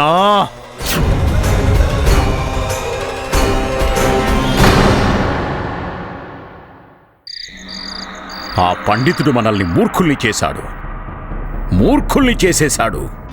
ఒక పెద్ద పథకం ప్రకారం అతను మనల్ని వెర్రివాళ్లను చేశాడు. చంద్రమణి ఈరోజు కాదు, 9 రోజుల తర్వాత మహా ఉత్సవం రోజున అందరి ముందుకు తీసుకురాబడుతుంది. ఇప్పుడు అతనికి ఇది కూడా తెలిసిపోయింది. చంద్రమణిని అపహరించి మనం అతన్ని ఇరకాటంలో పడేయడానికి ప్రయత్నాలు చేస్తున్నామని అతను జాగ్రత్త పడిపోయాడు. పైగా జాగ్రత్త పడిన వ్యక్తిని మోసం చేయడం మూర్ఖత్వం తప్ప ఇంకేమీ కాదు. అంటే ఏమిటి గురువు గారు? దాని అర్థం ఏంటంటే, ఈ పరిస్థితిలో మనం మన పథకాన్ని మర్చిపోవడమే మనకి శ్రేయస్కరం. ఇక మనం చంద్రమణిని అపహరించే ప్రయత్నం చెయ్యకూడదు. ఎలా సాగుతుందో అలానే సాగనివ్వండి. ఏదైతే జరుగుతుందో దాన్ని జరగనివ్వండి. కానీ ఒక్కటి మాత్రం ఖచ్చితంగా కోరుకుంటాను. మనం చెయ్యటం వల్ల కాకపోయినా వేరే వాళ్ళు చేయటం వల్ల అయినా సరే ఈ చంద్రమణి విషయంలో ఏదో ఒకటి జరగాలి. అప్పుడే ఆ దుష్ట పండితుడు మహారాజుల వారి క్రోధాగ్నికి బలి పశువు అవుతాడు. ఇక మన విషయానికొస్తే, ఇక మనం ఎప్పటికైనా ఆ పంతులు పన్నిన అన్ని పథకాలకి ప్రతీకారం ఒకేసారి తీర్చుకోవాలి. తప్పకుండా తీర్చుకోవాలి. తప్పకుండా. ఏవండి, నాకు చంద్రమణిని చూడాలనుంది. తప్పకుండా చూడు, చూసి తీరాలి కూడా. 9 రోజుల తర్వాత మహా ఉత్సవం రోజున అందరూ చూస్తారు కదా, అప్పుడు నువ్వు కూడా చూడు. ఏమిటి? నాకు వాళ్ళందరికంటే ముందు చూడాలనుంది. అసంభవం, అలా జరిగే ప్రసక్తే లేదు. శారద అది గొప్ప ప్రతిష్ట గల అమూల్యమైన మహత్వపూర్ణమైన వజ్రం. దాన్ని చూడటానికి ఎవ్వరికీ అనుమతి లేదు. అసలైనా చంద్రమణి ఇప్పుడు బ్రహ్మకమలంలో మూయబడి ఉంది. ఒకవేళ అది చూడాలి అంటే బ్రహ్మకమలం స్వయంగా అయినా వికసించాలి, లేక ఈ గేయ పోటీలలో ఎవరైనా తమ స్వరశక్తితో దాన్ని వికసింపచేయాలి. అప్పటి వరకు వేచి ఉండాలి ప్రియా. వేచి ఉంటే ఫలితం ఎప్పుడు మధురంగానే ఉంటుంది. చూస్తూ ఉండు, 10 రోజులు చిటికిలో గడిచిపోతాయి.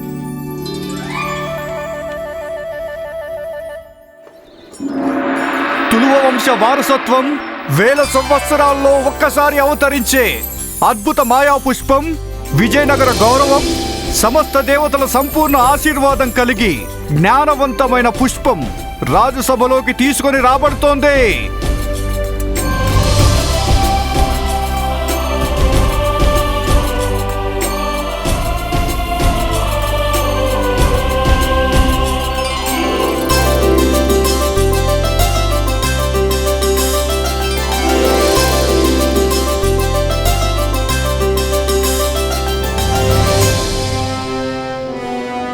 భగవాన్ శ్రీ గణపతి మహాదేవునికి జై.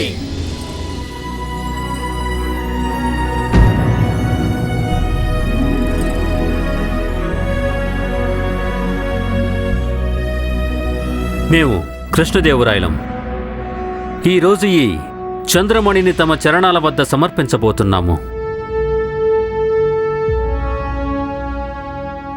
మహారాజా, పూజకి సమయం అయింది. దయచేసి పూజ ఆరంభించండి. ప్రణమ్య శిరసా దేవం గౌరీపుత్రం వినాయకం. ప్రణమ్య శిరసా దేవం గౌరీపుత్రం వినాయకం.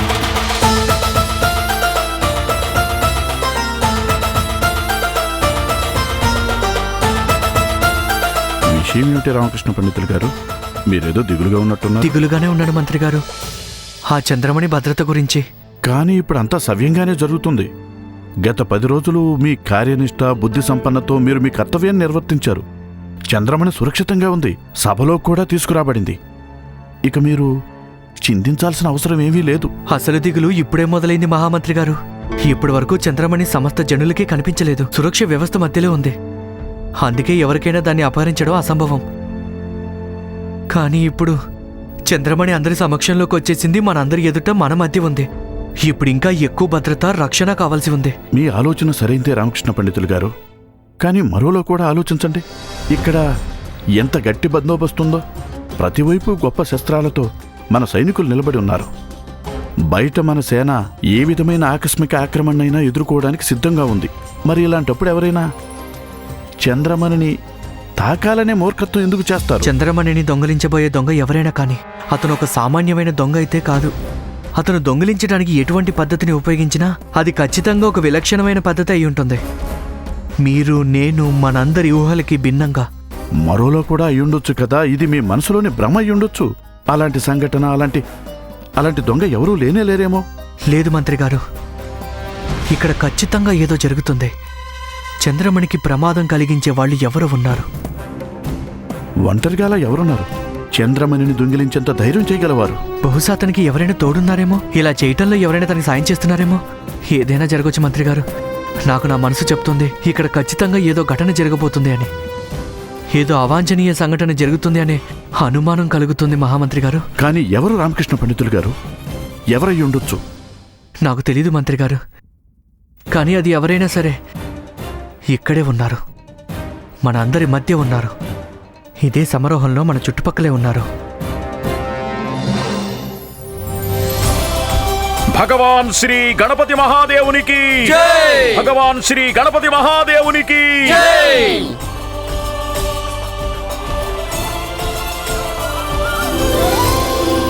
మహారాజా, అతిథులందరూ విచ్చేశారు. ఇక మహారాజుల వారు ఆజ్ఞాపిస్తే ఈనాటి సమారోహం ప్రారంభించబడుతుంది. అనుమతిస్తున్న మంత్రివర్య, కార్యక్రమం ఆరంభించండి. మహారాజా, నేను మహామంత్రి తిమ్మరసును. విజయనగర రాజ్యం మహారాజు శ్రీకృష్ణదేవరాయల వైపు నుంచి అతిథులందరికీ హృదయపూర్వక స్వాగతం పలుకుతున్నాను.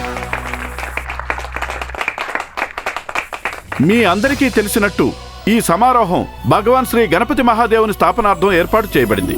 ఈ సందర్భంలో ఈరోజు ఈ రాజసభలో మహాగాయక పోటీని ఏర్పాటు చేయడం జరిగింది. దానితో పాటు మీ అందరూ చూస్తున్నారు కదా, ఈ ప్రపంచంలోనే అన్నిటికంటే అమూల్య రత్నం చంద్రమణి ఇక్కడ బ్రహ్మకమలంలో ఉంచబడింది. ఇది ఈ పోటీలో భాగం మరియు అన్నిటికంటే ఆకర్షణీయం కూడా. ఏ గాయకుడైనా గాయని అయినా తమ స్వరశక్తితో ఈ బ్రహ్మకమలముని వికసింపచేస్తారో వారే అన్ని విధాలా ఈనాటి విజేత అవుతారు. గెలిచిన వారికి బహుమాన స్వరూపంగా గౌరవించిన తర్వాత మహారాజా శ్రీకృష్ణదేవరాయల వారు స్వయంగా ఈ అమూల్య రత్నం చంద్రమణిని గణపతి భగవానుడి చరణాలకి అర్పిస్తారు. కాబట్టి ఇక ఆరంభిద్దాం ఈనాటి ఈ పోటీని. అందుకు నేను అందరికంటే ముందుగా పిలవాలనుకునేది శ్రీ మధురాదాస్ గారిని. ఈనాటి ఈ పోటీ వీరి మధుర స్వరాలతోనే ఆరంభించబడుతుంది.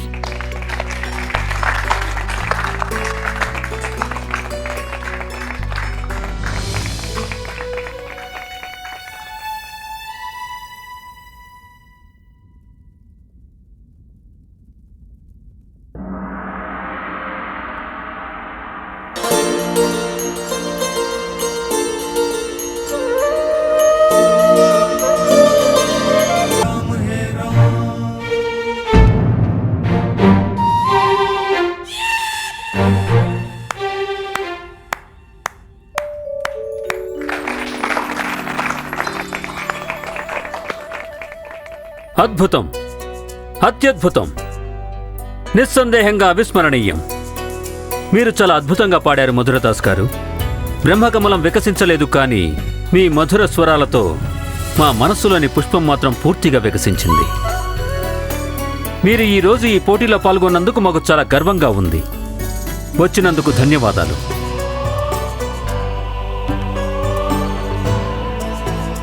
మహారాజా, తర్వాత పాల్గొననున్నది స్వరాల మహాజ్ఞాని శ్రీ యోగేంద్రరావు గారు.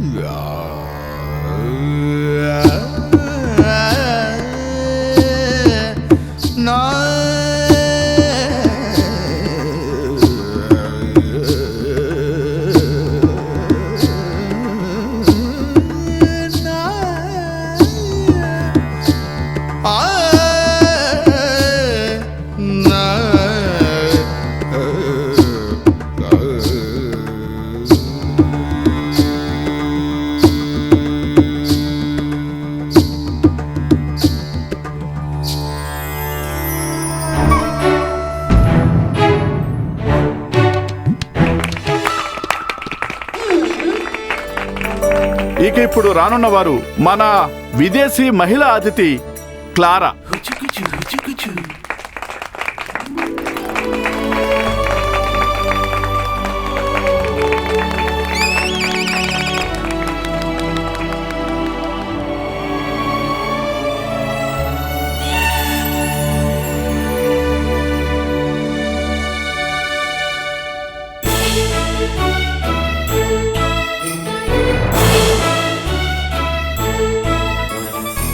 I have a gown, I have a voice, I came from far away, to see your Bharat. I am a beauty, I am a cutie, I have a hand, I have a leg, I came from far away to see Bharat. Ramakrishna పండితులు గారు, ఈవిడ గాయనియేనా, వీరినేనా మనం ప్రత్యేకంగా ఆహ్వానించింది? 100% వీరే మంత్రి గారు. వీరి పాట మీకు కొంచెం విచిత్రంగా ఉండొచ్చు, కానీ వారి దేశంలో సంగీత సంస్కృతి ఇలానే ఉంటుంది. వీళ్ళు ఇలానే పాడతారు. అలాగా?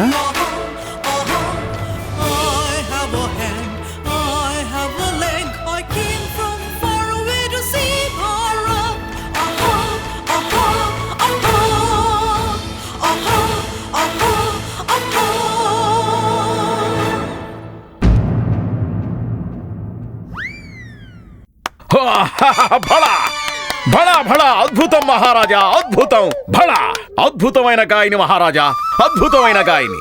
ఏమి స్వరం, ఏమి అలంకరణ, ఏమి పదాలు, ఆ అభినయం సాక్షాత్తు సరస్వతీదేవి ప్రతిరూపం మహారాజా. స్వరాలు కాదు, ఏదో నోటి నుంచి ముత్యాలు రాలుతున్నట్టు, ఏదో ఎక్కడో దూరంగా మంచు కురుస్తున్న ప్రాకృతిక ధ్వనిలా ఉంది.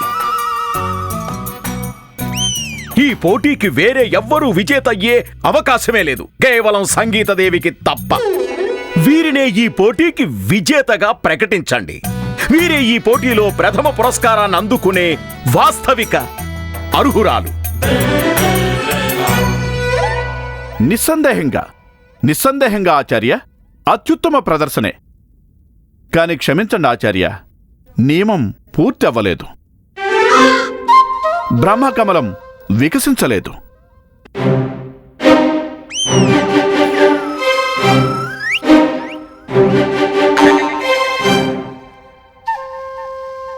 ఇది చాలా అన్యాయం.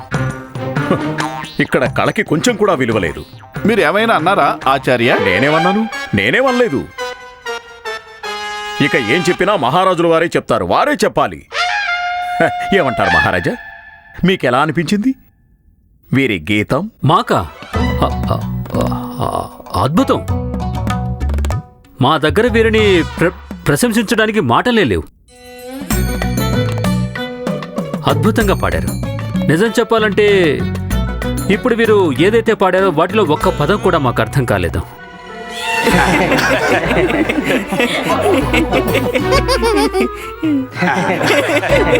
కానీ పాట మాత్రం అద్భుతంగా పాడారు. వీరందరినీ మంత్రముగ్ధుల్ని చేసేశారు.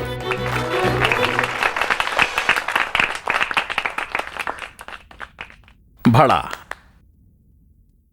ఇప్పుడు మన తరువాయి గాయకుని పేరు సోమనాథ్ గారు. సోమనాథ్ గారి గురించి ఏం చెప్పాలి? ఆయన గురించి చెప్పాలంటే పదాలు సరిపోవు అనిపిస్తుంది. ఎంత గొప్ప వ్యక్తి అంటే మీ తప్పు లేదు మహామంత్రి గారు. మాలాంటి పేదవాళ్ల గురించి ఏం చెప్పగలరు? అయ్యో లేదు లేదు, మీరు తప్పుగా అనుకుంటున్నారు మహాశయ. అయ్యో మహాశయ, ఏమిటండి మీరు చేస్తున్నది? ఇలాంటి అర్థం లేని విషయాలు మీ మస్తిష్కం నుంచి తీసేయండి. మీ ధ్యాస మొత్తం ఈ ప్రదర్శన మీదే కేంద్రీకరించండి. ఇలాంటి అద్భుతమైన అవకాశం మళ్ళీ మళ్ళీ దొరకదు. ఇక్కడ ఎవరైతే గెలుస్తారో వారే అందరికంటే ధనవంతులు. మీరు చెప్తుంది నిజమే మహాశయ. ఈ రోజు నేను పాడతాను, తప్పకుండా పాడతాను. పైగా ఎలా పాడతానంటే ప్రపంచం అంతా చూస్తూ ఉండిపోతుంది. ఈ రోజు నేను మా పేద సోదరుల అందరి గొంతును అవుతాను. అది అలా ఉండాలి. నా శుభాకాంక్షలు మీకు ఎప్పుడూ ఉంటాయి. మొదలు పెట్టండి. ధన్యవాదాలు.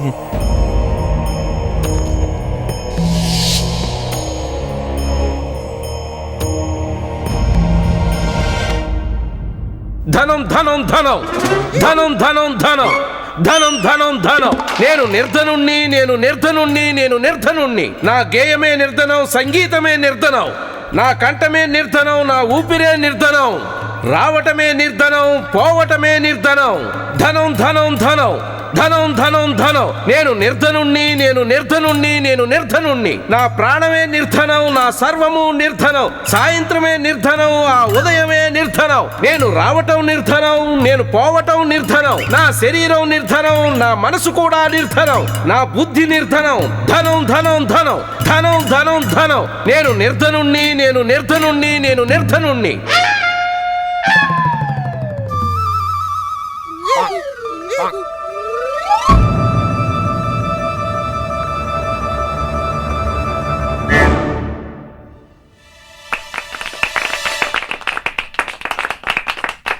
ఇది ఒక పన్నాగం. ధనవంతులు పన్నిన పన్నాగం ఇది. ఖచ్చితంగా ఒకరోజు మేం గెలుస్తాం. ఇది ధనవంతుల పన్నాగమే. గెలుస్తాను, తప్పకుండా గెలుస్తాను.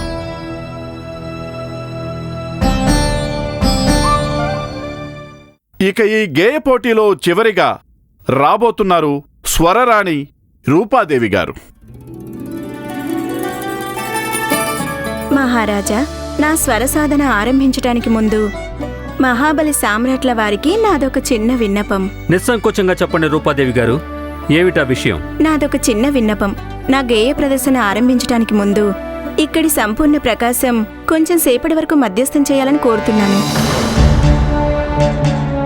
క్షమించండి రూపాదేవి గారు, మీకు అభ్యంతరం లేకపోతే మేము కారణం తెలుసుకోవచ్చా?